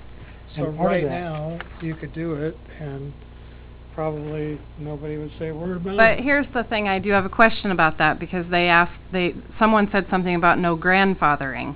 Would I be okay if it was up before the new, everything came into play? You could possibly have to tear it down. That's what I don't How want. far were you planning on erecting it from where the front, anyway. because you have a Front. double-car garage, right? Front, yeah, we have a double car garage, but this is on the other side of the house, 70 feet back from the front line, from basically Glen Echo. So it's more or less kind of in your backyard. So it's behind the back line of the house. And that's why we did that. That's why we You can see it right here on the took- screen. That's why we took the huge, oh, there you go. That's why we took that whole section. So this used to be backyard, you can see our old swimming pool. And so we took our fence line, we moved it right there, like this, all the way back. So now, instead of all of this backyard, it's gravel from Glen Echo, essentially, not right on Glen Echo, but the sidewalk. We had to cut out that 60-year-old Japanese maple I learned after the fact. That was so sad, it went in with the house, but it was in the way. So, and we laid the 25 yards of gravel there. And so it would only come, so we still have the rear fence line, so it looks very boxed in, it looks very nice. You got the rear fence line, side fence line, because we did move the fence, and then 80 feet of gravel right there. So, yeah, so it sets back, is the idea, but... Geez, you should have just left the fence and Well, just we kind of talked back about that, and then it would just be this roof coming out of the backyard, and it's like, what do people want to look at? Yeah. I don't think they want to see that roof coming out of the top of a fence. I just, that was part of the reason, and kind of like to Mr. Smith's point, you know, we did siding, windows, garage doors, gutters. We completely revamped our house before thinking about protecting the RV, so, but it is something that we want to do, and yeah, but like you can see there, and I mean, this is just, that's Glen Echo in the front, obviously. This is just not accessed by too many folks, and it's all the way back here, so your visibility is... Yeah, I don't see any issue with visibility No, at you're all, you know, and I think that's very important when we consider this, is the visibility and, you know, what's logical and fair. All right, thank you. Thank you. Can I say something since we're reopened? Yeah, you certainly can.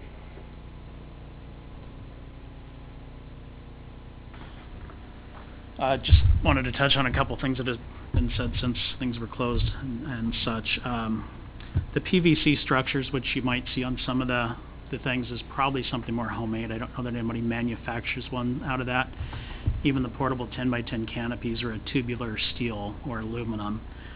So if it's PVC, it's probably somebody's homemade job, and you know, I can imagine it's probably not in the best of shape unless they're a good fabricator, certainly better than myself. The anchoring system quite commonly is just large stakes where you can take rebar, bend it over, drive it into the ground, or you use weights. In the farmers markets we had to hang weights on them because we were real mobile. The meeting, Commissioner Smith, you're right on the format on that. The questions were put together through the table conversations. Each table had to whittle it down to three questions, and then there were some additional ones thrown out. They were not able to answer them all at the meeting, so they compiled them together. The city answered them and then emailed them out to everybody. That's where I got the 91 questions. That was what the city got total. And of those 91... and I'm willing to give you your assertion about what was asked in the open meeting, because I really don't have a personal recollection of it, and I'm sure you're correct. But I do know that aesthetics was the #1 issue. Community aesthetics. You call it whatever you want, livability, but the way our town looks. Yeah. Right. And at your table, maybe at our table, we were talking about transparency and other things. Something you probably heard me talk about, and I know you're a little bigger on codes and stuff because you've had some problems in your neighborhood, and I understand that too.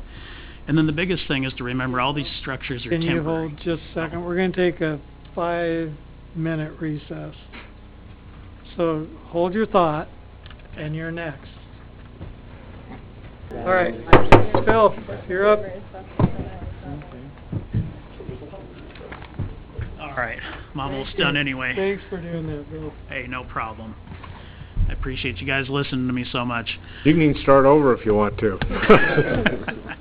No, I'll just talk about, you know, I used to have a wood stove in my old house. Well, I guess I have a fireplace in my house now. We just never use it. Firewood is another issue. So, you know, I used to have a little covered area out in my backyard, no grove. Somebody might put a shed or one of these little temporary structures in their backyard as well, and the whole 5-foot setback from the fence, you know, then you got to come back 5 feet before you stack your wood. Well, anybody who's stacked wood knows it's nice to have something to stack it against, put a little support along your fence there so you don't rot it out, and it protects it from the weather on that side. And the other thing, I think the most important thing while we're looking at these to remember, is that all of these aren't site-built things that are connected to the ground. These are temporary. So anchor them down for safety. I'm all in favor of that. But you pull those anchors up and you get a group of individuals, they can grab the legs, pick them up, and walk all over town with them. So I think that's the biggest thing, and I think why a lot of people object, because they're temporary. They can be moved around. They're not a site-built thing. And again, you can move them from one end of your property to the other, assuming you got room. So just want to make sure everybody thinks about that while we're looking at recommending permanent rules on on temporary things, so I think I'm done this time. Thanks, Bill. Thank you. Close. All right, anybody wanna make any Do motions? you think the city council Close. will say Close something? the public hearing. Yeah, close the hearing. Close the hearing again. I make a motion that we close the public hearing. Natalie Smith, I'll second that. that's cool. Thank you. All those in favor? Aye. Any opposed? None opposed, the hearing's closed. Now we're going to deliberate again, decide what we're going to do, and, any ideas? Anybody?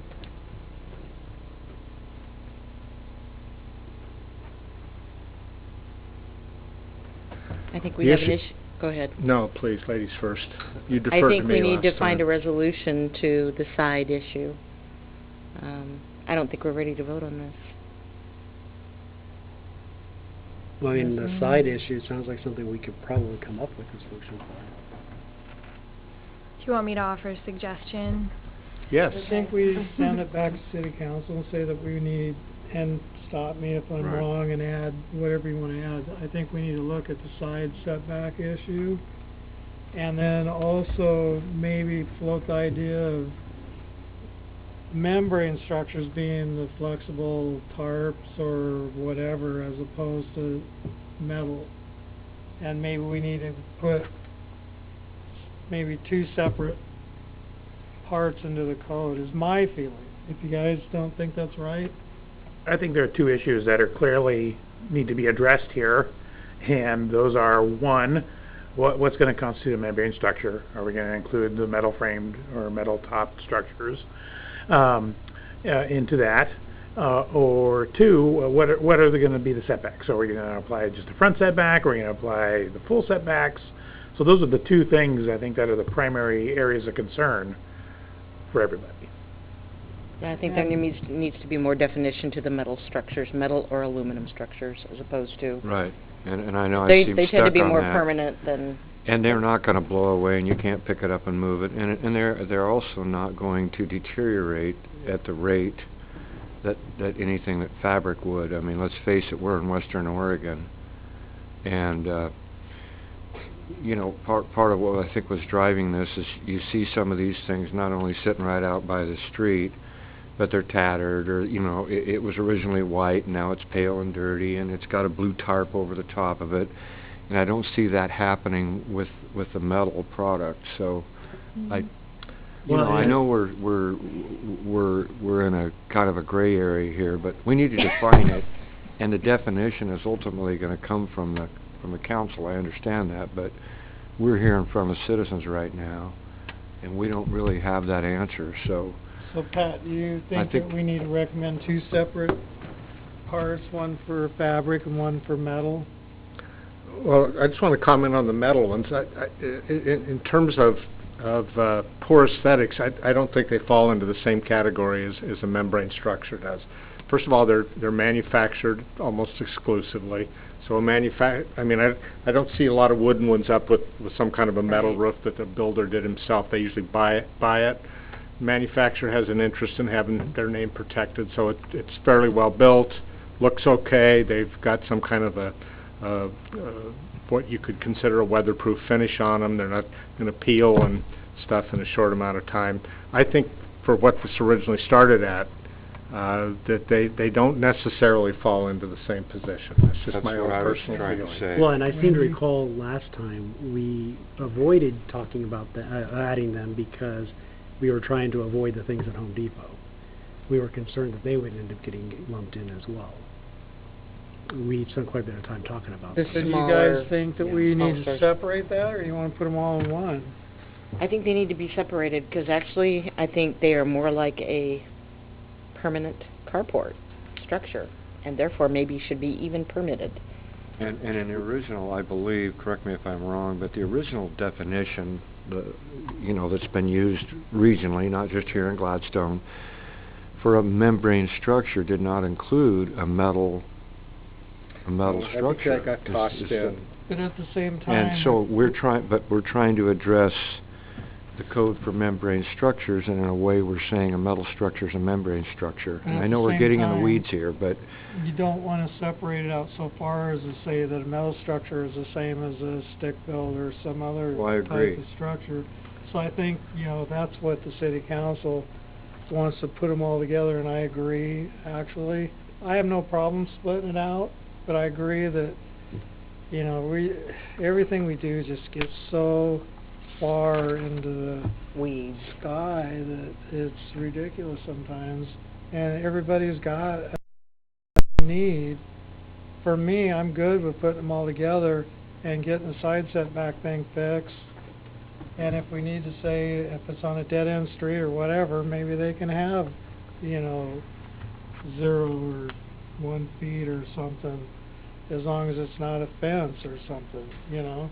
Okay, well, I agree why they're together is because otherwise one would need to be permitted. And it's not that bizarre a thing. I've lived in many cities, and every other city, if you put a shed in, even the one that you bought at Home Depot already pre-built, you had to get a permit, just so you weren't putting it right against Joe's property and he's all ticked off about it. So it's not that far off there. I agree. To say that, which is why it might be good to keep them together. Or should we recommend to city council that anybody that wants to put up a temporary structure needs to pay for some kind of permit? Well, that would truly be punitive. You know, case by case thing, but it's going to cost a lot of money, and who's going to do it?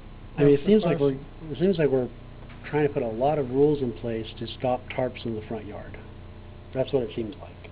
And I understand it goes a little beyond that, but you know, we're saying, you know, well, you know, the side setbacks, right, which eliminates most people's side yards, and in the backyards we're okay as long as they're within the 5 feet, right? So it eliminates most concerns in the backyard. So we're really only talking about the front yard, right?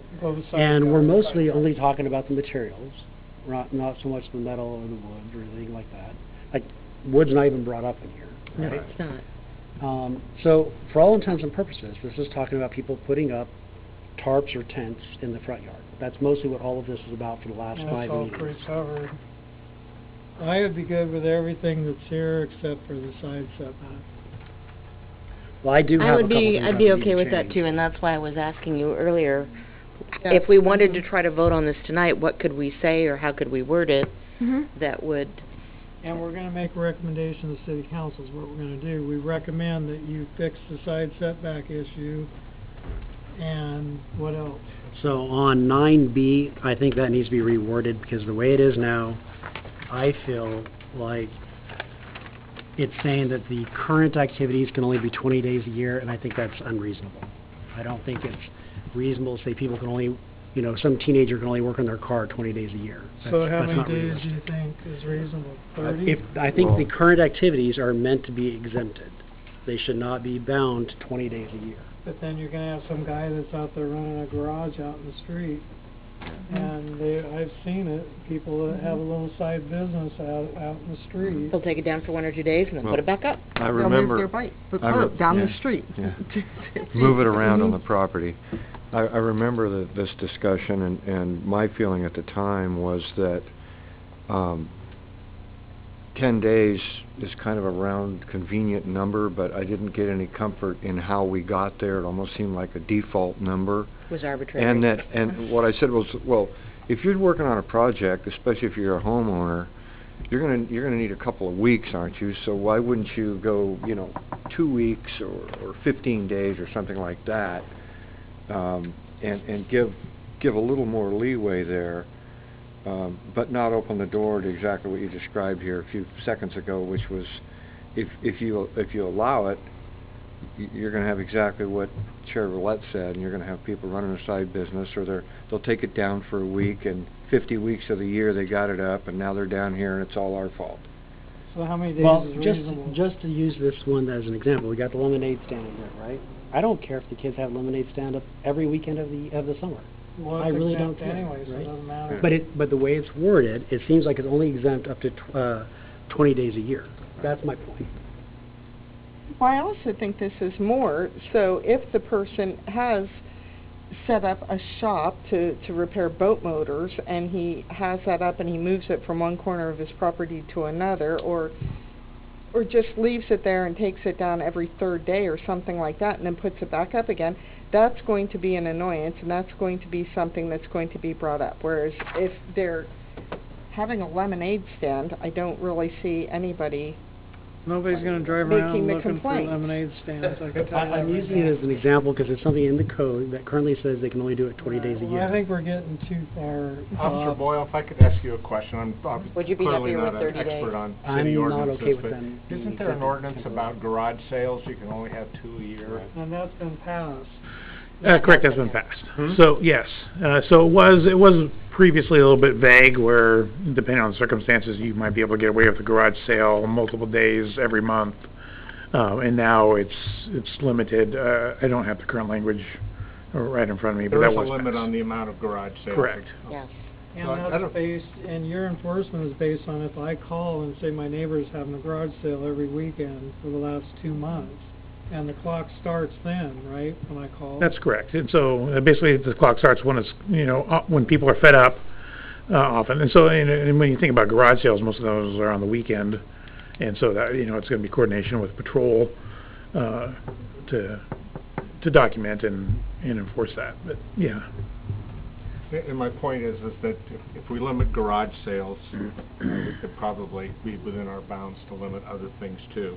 20 days annually to me would cover a lot more time than 2 garage sales that I chose to have at my house. So I think the amount of time is reasonable from where I sit. I would still recommend it, giving them 15 days at a time, 30 days total, because sometimes, Fine, too. I think fine about with 30 people days that's as working on well. a home or working on a project, especially here again with our weather. I just think a little bit more, if I could call it wiggle room there, would be a good idea, and I would, So who's all in favor of saying 30 days? Me. yeah, that would be All great. right, we're gonna say 30 days. 15 days, 15 and 30. Yeah, 15 and 15 total, Yeah. 30. Next. good. So The now we're back side to yard metal issue. structures. For the page 10, the number 2 and 3, I think it needs to be clear that the fine not to exceed is per offense. The way it reads right now, you might think that that's the total fine possible for all offenses combined. I think it needs to be called out that it's per offense. I agree. Yeah, I agree. It needs to be per offense. So clarify the language. Yeah. Right. Next. Melissa, are these metal structures, like this woman wants to put on her property, are they covered under the carport regulations? If that's been the complication with Claire and her property. So if they don't meet the carport definition, which I would be happy to read, okay. and they're not affixed to the ground, then technically they're not a carport. If they're not fixed to the ground, they're not covered by this anyway, because we have a requirement that they have to be fixed to the ground. Well, it's like permanently attached to the structure, to the ground. Hang on, let me find it. Oh, I see what you're saying for carport. So like concrete Yeah. with studs and bolted Posts down? and, Right. yeah. Carport means a stationary structure consisting of a roof with its supports and not more than 2 walls, or a storage cabinet substituting for one of the walls, and used for sheltering a motor vehicle, boat, or recreation vehicle. So a stationary structure, to me, would mean it needs some type of foundation, so it's permanently affixed to the ground. Would putting cement in 4 places to put the poles in make it permanent? I would imagine so, but it still would be required to meet the 20-foot front yard Because The at some structure point, def- you're going to have The structure some... definition under that same, it says, structure means something constructed or built and having a fixed base on or fixed connection to the ground or another structure to include a mobile home. Yep. So fixed connection to the ground, would that include being But attached? on or fixed anchored? connection? Meaning on the ground or fixed to the ground? Fixed would mean permanently attached. So that's, I think, Well, he said Either attached. two walls or a concrete You pad. clarify that, in the language that we're gonna recommend, clarify, ask city council to clarify what they mean by fixed, whether it's permanent or temporary fixture. Well, and I think Sean just said attached as well. So Yeah. we're talking about existing code language right now. Right. You want them to open up the definition What I of want to know structure is whether and- attached would qualify for something that is anchored.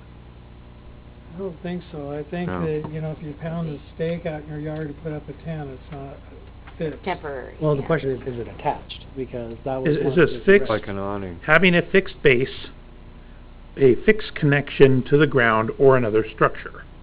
Fixed connection to the ground. So if you bolt it to your house. bolt it to the house, that is now a structure I can by see that. definition. Or if you had Or if you posts built in the an ground awning encased in by lieu of one concrete. of Right. these, you could Yeah. build an And awning then in off the either house case, it that needs would to meet be the a setback, pseudo version so of this. it wouldn't be an exemption The setbacks from- still apply. Still apply. Exactly, Anchored to the okay. house. All right, anything else?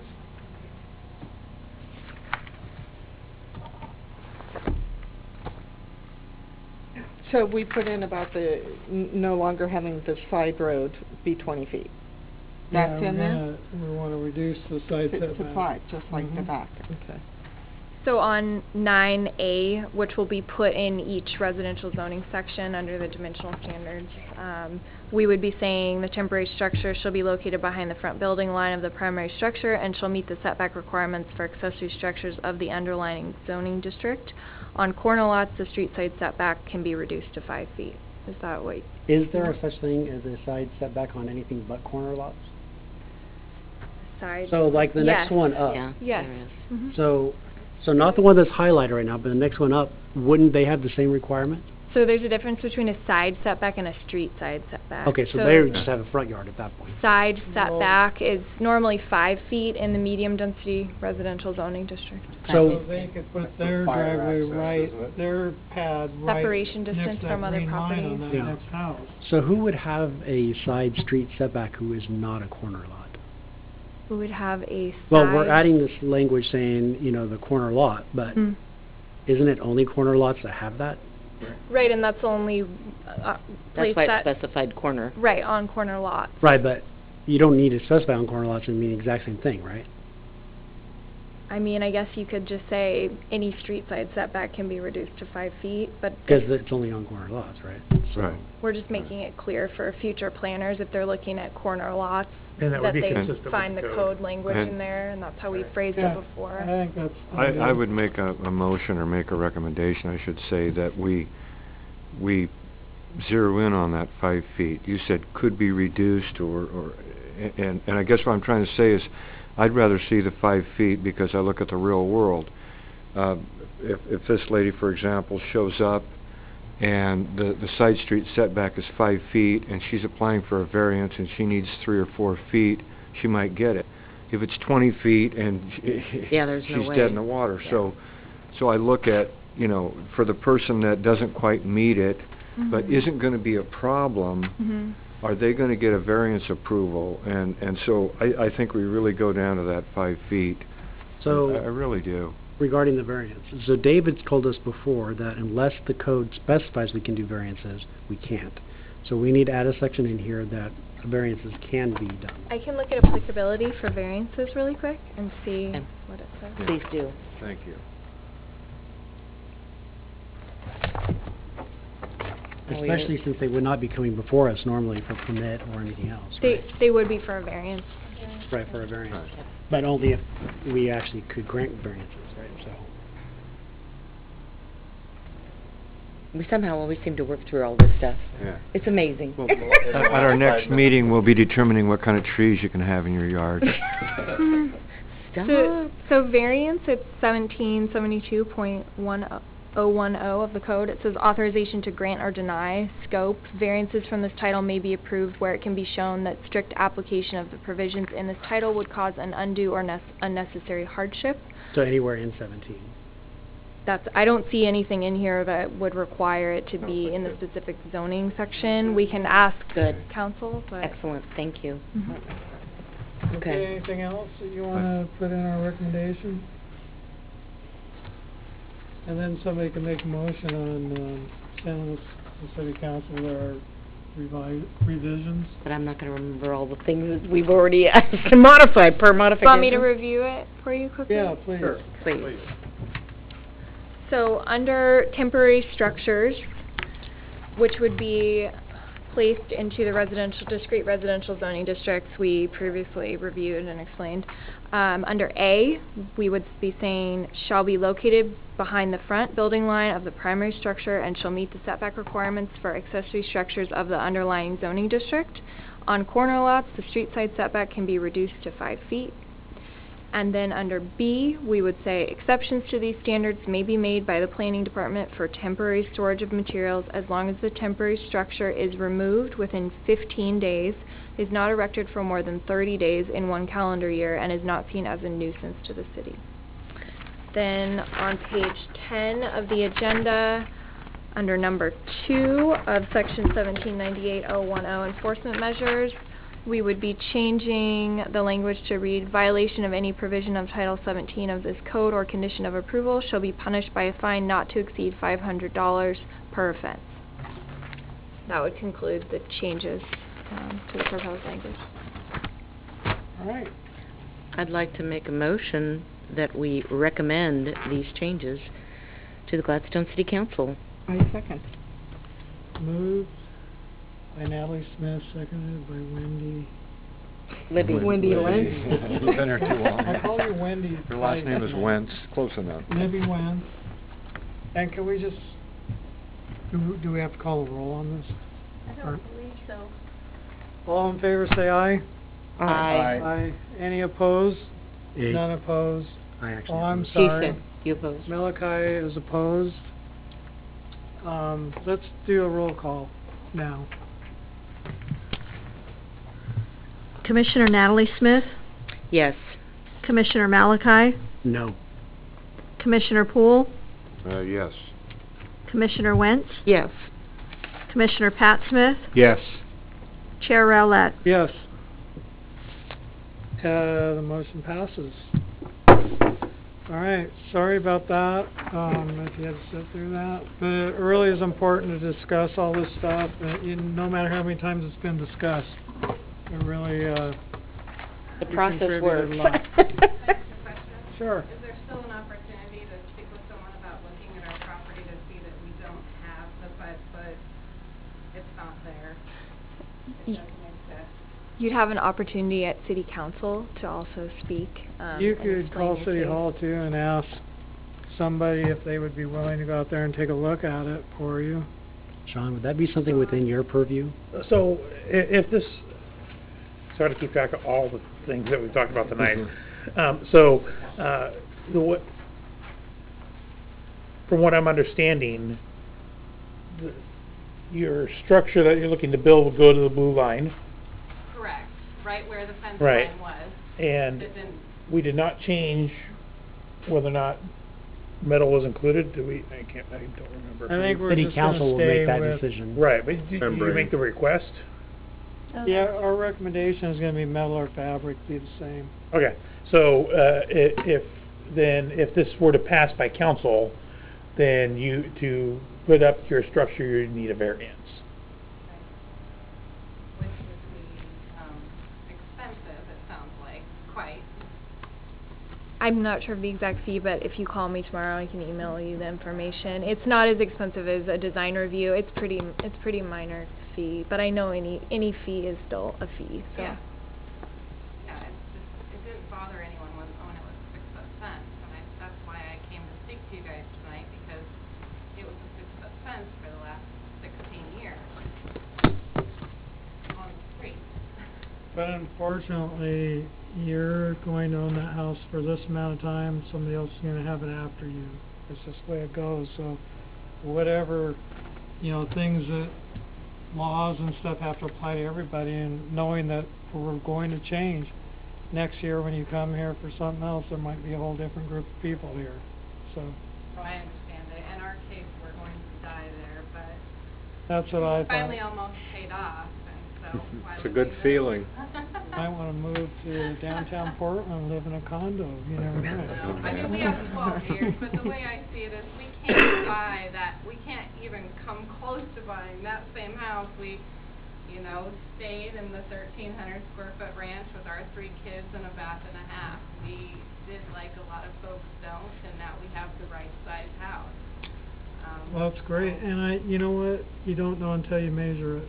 where that property line, it could be out in the street, you don't know. I've seen that before too, where the Yeah. property lines are actually out in the pavement.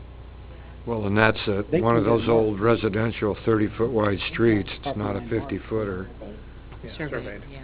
that side street. That was my main reason You know for who the coming here. contact is? Obviously, it's gonna be up before the council gets to talk about it, but I guess I was kind of looking for a blessing per se, or at least offering, you know, kind of what we're doing at the property. We've had so many people come by that tell us how nice it's looking, and wow, you guys have really done some great things, and You have a blessing from me. I think you did a good job. It looks good. I just hope that it all works out. We can get that structure put up there.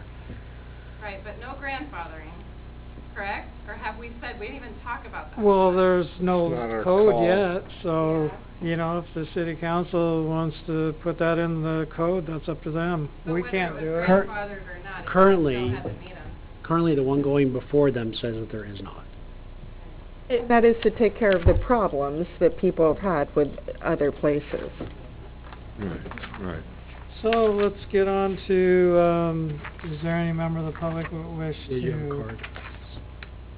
We have a member of the audience that would like to speak to the planning commission. That is Robert Clark. Back in '93, the planning commission voted to give a portion of Bellevue Avenue to my father and my mother who own the properties here. Properties are outlined that we own. The street was vacated and was given to us. We, as it shows in the second plot map, have the property listed on our property. This is still listed as vacated. I believe the owner that was offered it back in '93 did not accept it, has not put it on his tax lot, and is not paying taxes on it. I would like the city to consider, if that's the case, that they would give us the other 30 feet that they gave the gentleman that lived next door to me.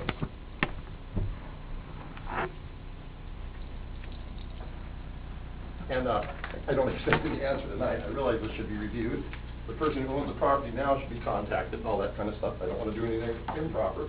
But it's my feeling that if for 25 years the man has not been paying taxes on the property, it should be up for grabs and I should have it.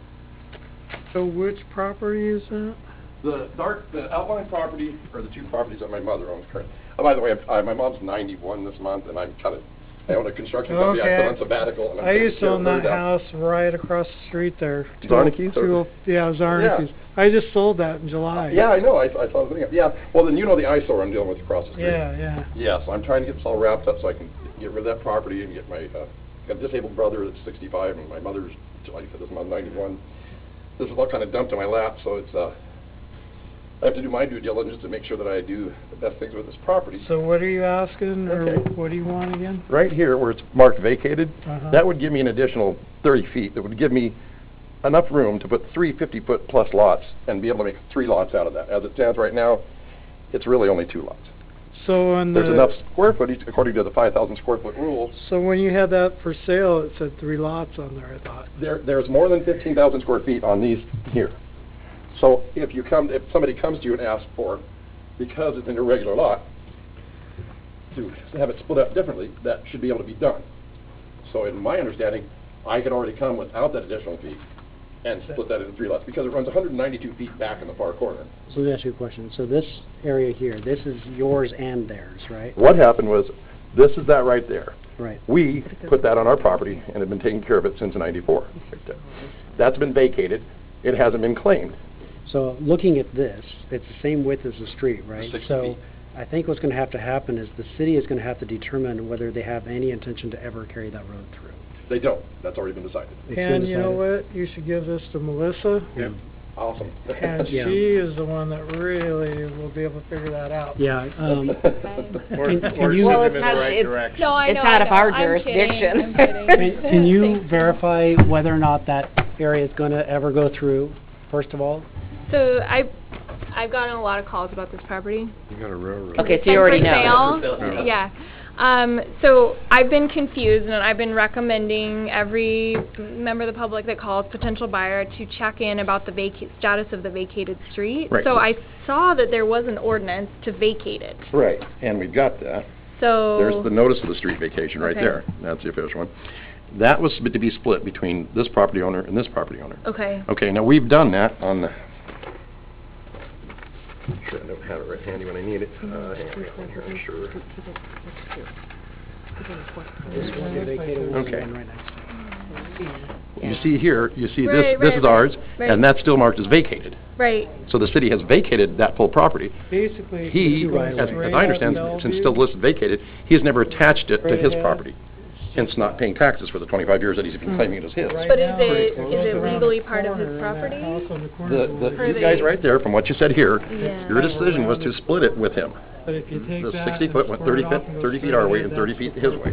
So when you But want it my complaint is, it goes he's not straight paying taxes on it. This little part. And he hasn't been since Yeah, 1993. that's the railroad. So that should disqualify him part from of having the, the property, property. and henceforth, I would be the next in line to No, take it. that's- So So either have him that's pay more his of a tax That question trail. than a planning Parking trail question. out there, Because the never ordinance had. vacated it, that's only city planning action. Whether or not you can kind of Yeah, act this in is the senior possession center. of property Right. that was not paying taxes, that sounds like a land use attorney and So, somebody would, My understanding. you would want would to the talk county to. assessor know that information?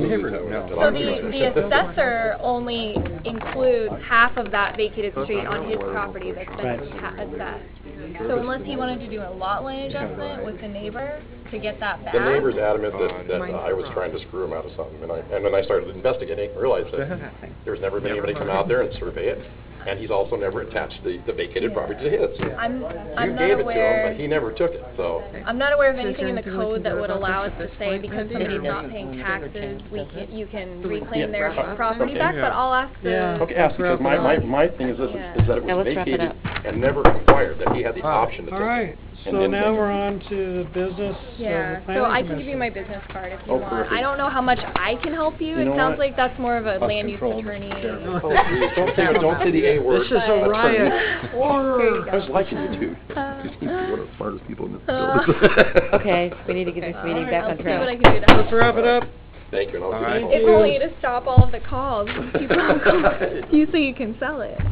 So, we're on to the business of the planning commission. Who's got business? I did notice that there's more work for completion on the home on Gloucester that was supposed to be an ADU. Looks like they're finally getting into the process of completing that.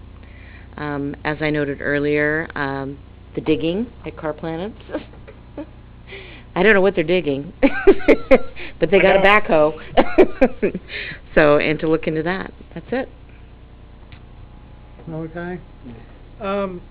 I wanted to poll the commission and see what they would think about doing, like, sadly, this thing went way too long, but if we weren't, you know, if we get through the stuff in a reasonable amount of time, maybe have 30 minutes for training, and then we could go over, you know, maybe even each member pick a time to do a training for the other members, or the city could offer up some training.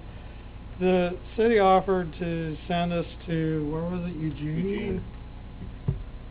But you know what, for me to take the day off, that's $500, and probably as much or more for you It would hurt to me. go do that. It's just not viable for me to take time off of work to go do a training where I have to pay to drive down there, drive back, and somebody pays the $50 fee to get in. It's just not worth doing.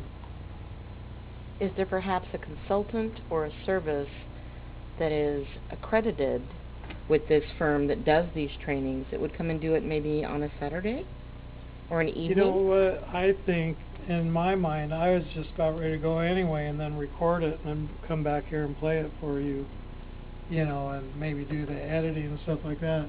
It seems, you know, I understand people need to make money, so if Les is going to do trainings, he doesn't want me in there recording the thing, but I've done that with the state. A lot of the training I take with the state, I'll record it and put it on YouTube, and then people can watch that free. And they didn't complain about it at State Archives. I've done, you know, I've got 5 credit hours and about 12 hours of other training in the State Archives, and that was all, most of it done online. And then I recorded the screens, or when I go on site, I record the thing and then put it on YouTube. But if we had a certain amount of time, like tonight, I would say let's skip the training, it's 9 o'clock, I wanna go Yeah. home. I have to get up at 4:30 in the morning, go to work. But how would you all feel about having some time, and then if we could do training that we did, and then have that as a regular thing? And then, Melissa, I was just wondering if, 'cause we keep hearing that the Olson wetland development thing is gonna happen again, but it, you know, it's mentioned and then it seems to be disappearing. And along with that, the community organization that's doing that you are involved in, That's next week, finally. Yeah. there's another meeting, but is there anything going on with the Bellevue or Beatrice, and Abernathy? So you're talking about the Casey Cutting Yes. property? Casey So Cutting. I've never been contacted by him, as long as I've been working for planning in Gladstone. So there's nothing always imminent that's rumors coming up about on it. him talking. I know he's called Clay a couple times, but not to submit anything or, you know, do anything official on the Okay. record. So no, nothing I know about, no pre-application request, Okay. nothing like that. There is a project at the, what are those apartments? River Glen, not River Green. River Glen. They're a pretty large, HUD-funded apartment complex, and they're doing a large-scale renovation, to improve, you know, the livability, which is great, and just the aesthetics of the property. But they are within a water quality resource area overlay, so they are required to do a wetland delineation of the off-site Olson wetland. That's with state lands right now, for DSL's concurrence on the limits of the wetland. So I haven't seen it yet. I don't know how much of the city property it includes, but that would be also informative to know That's like where Derek's Field right there, right? Yeah. Derek's Field, and then there's a couple apartment buildings. Yes, I think it's the farthest north. One closest to the the kids course. No, we're talking on No. Risley. It's not Yeah, Risley? River Risley Glen, or- not River Green. Okay, Yeah. thank you. So that's where Ron Tonkin and all those guys are, right behind that. Gotcha, okay. So that will be coming before you, the renovation. They're doing a new office building, so it will trigger a design review. So we're gonna package the water quality resource area determination, a habitat conservation area overlay, map verification with a design review for the new office.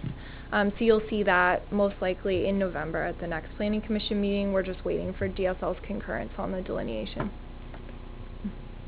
Les, what's going on? I'm good. I could talk all kidding. night, but I'm good.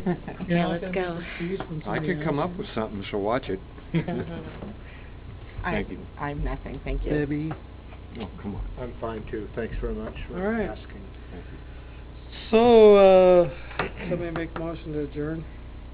I'd like to make a motion to adjourn our planning commission meeting. Natalie I Smith. second that. That's cool.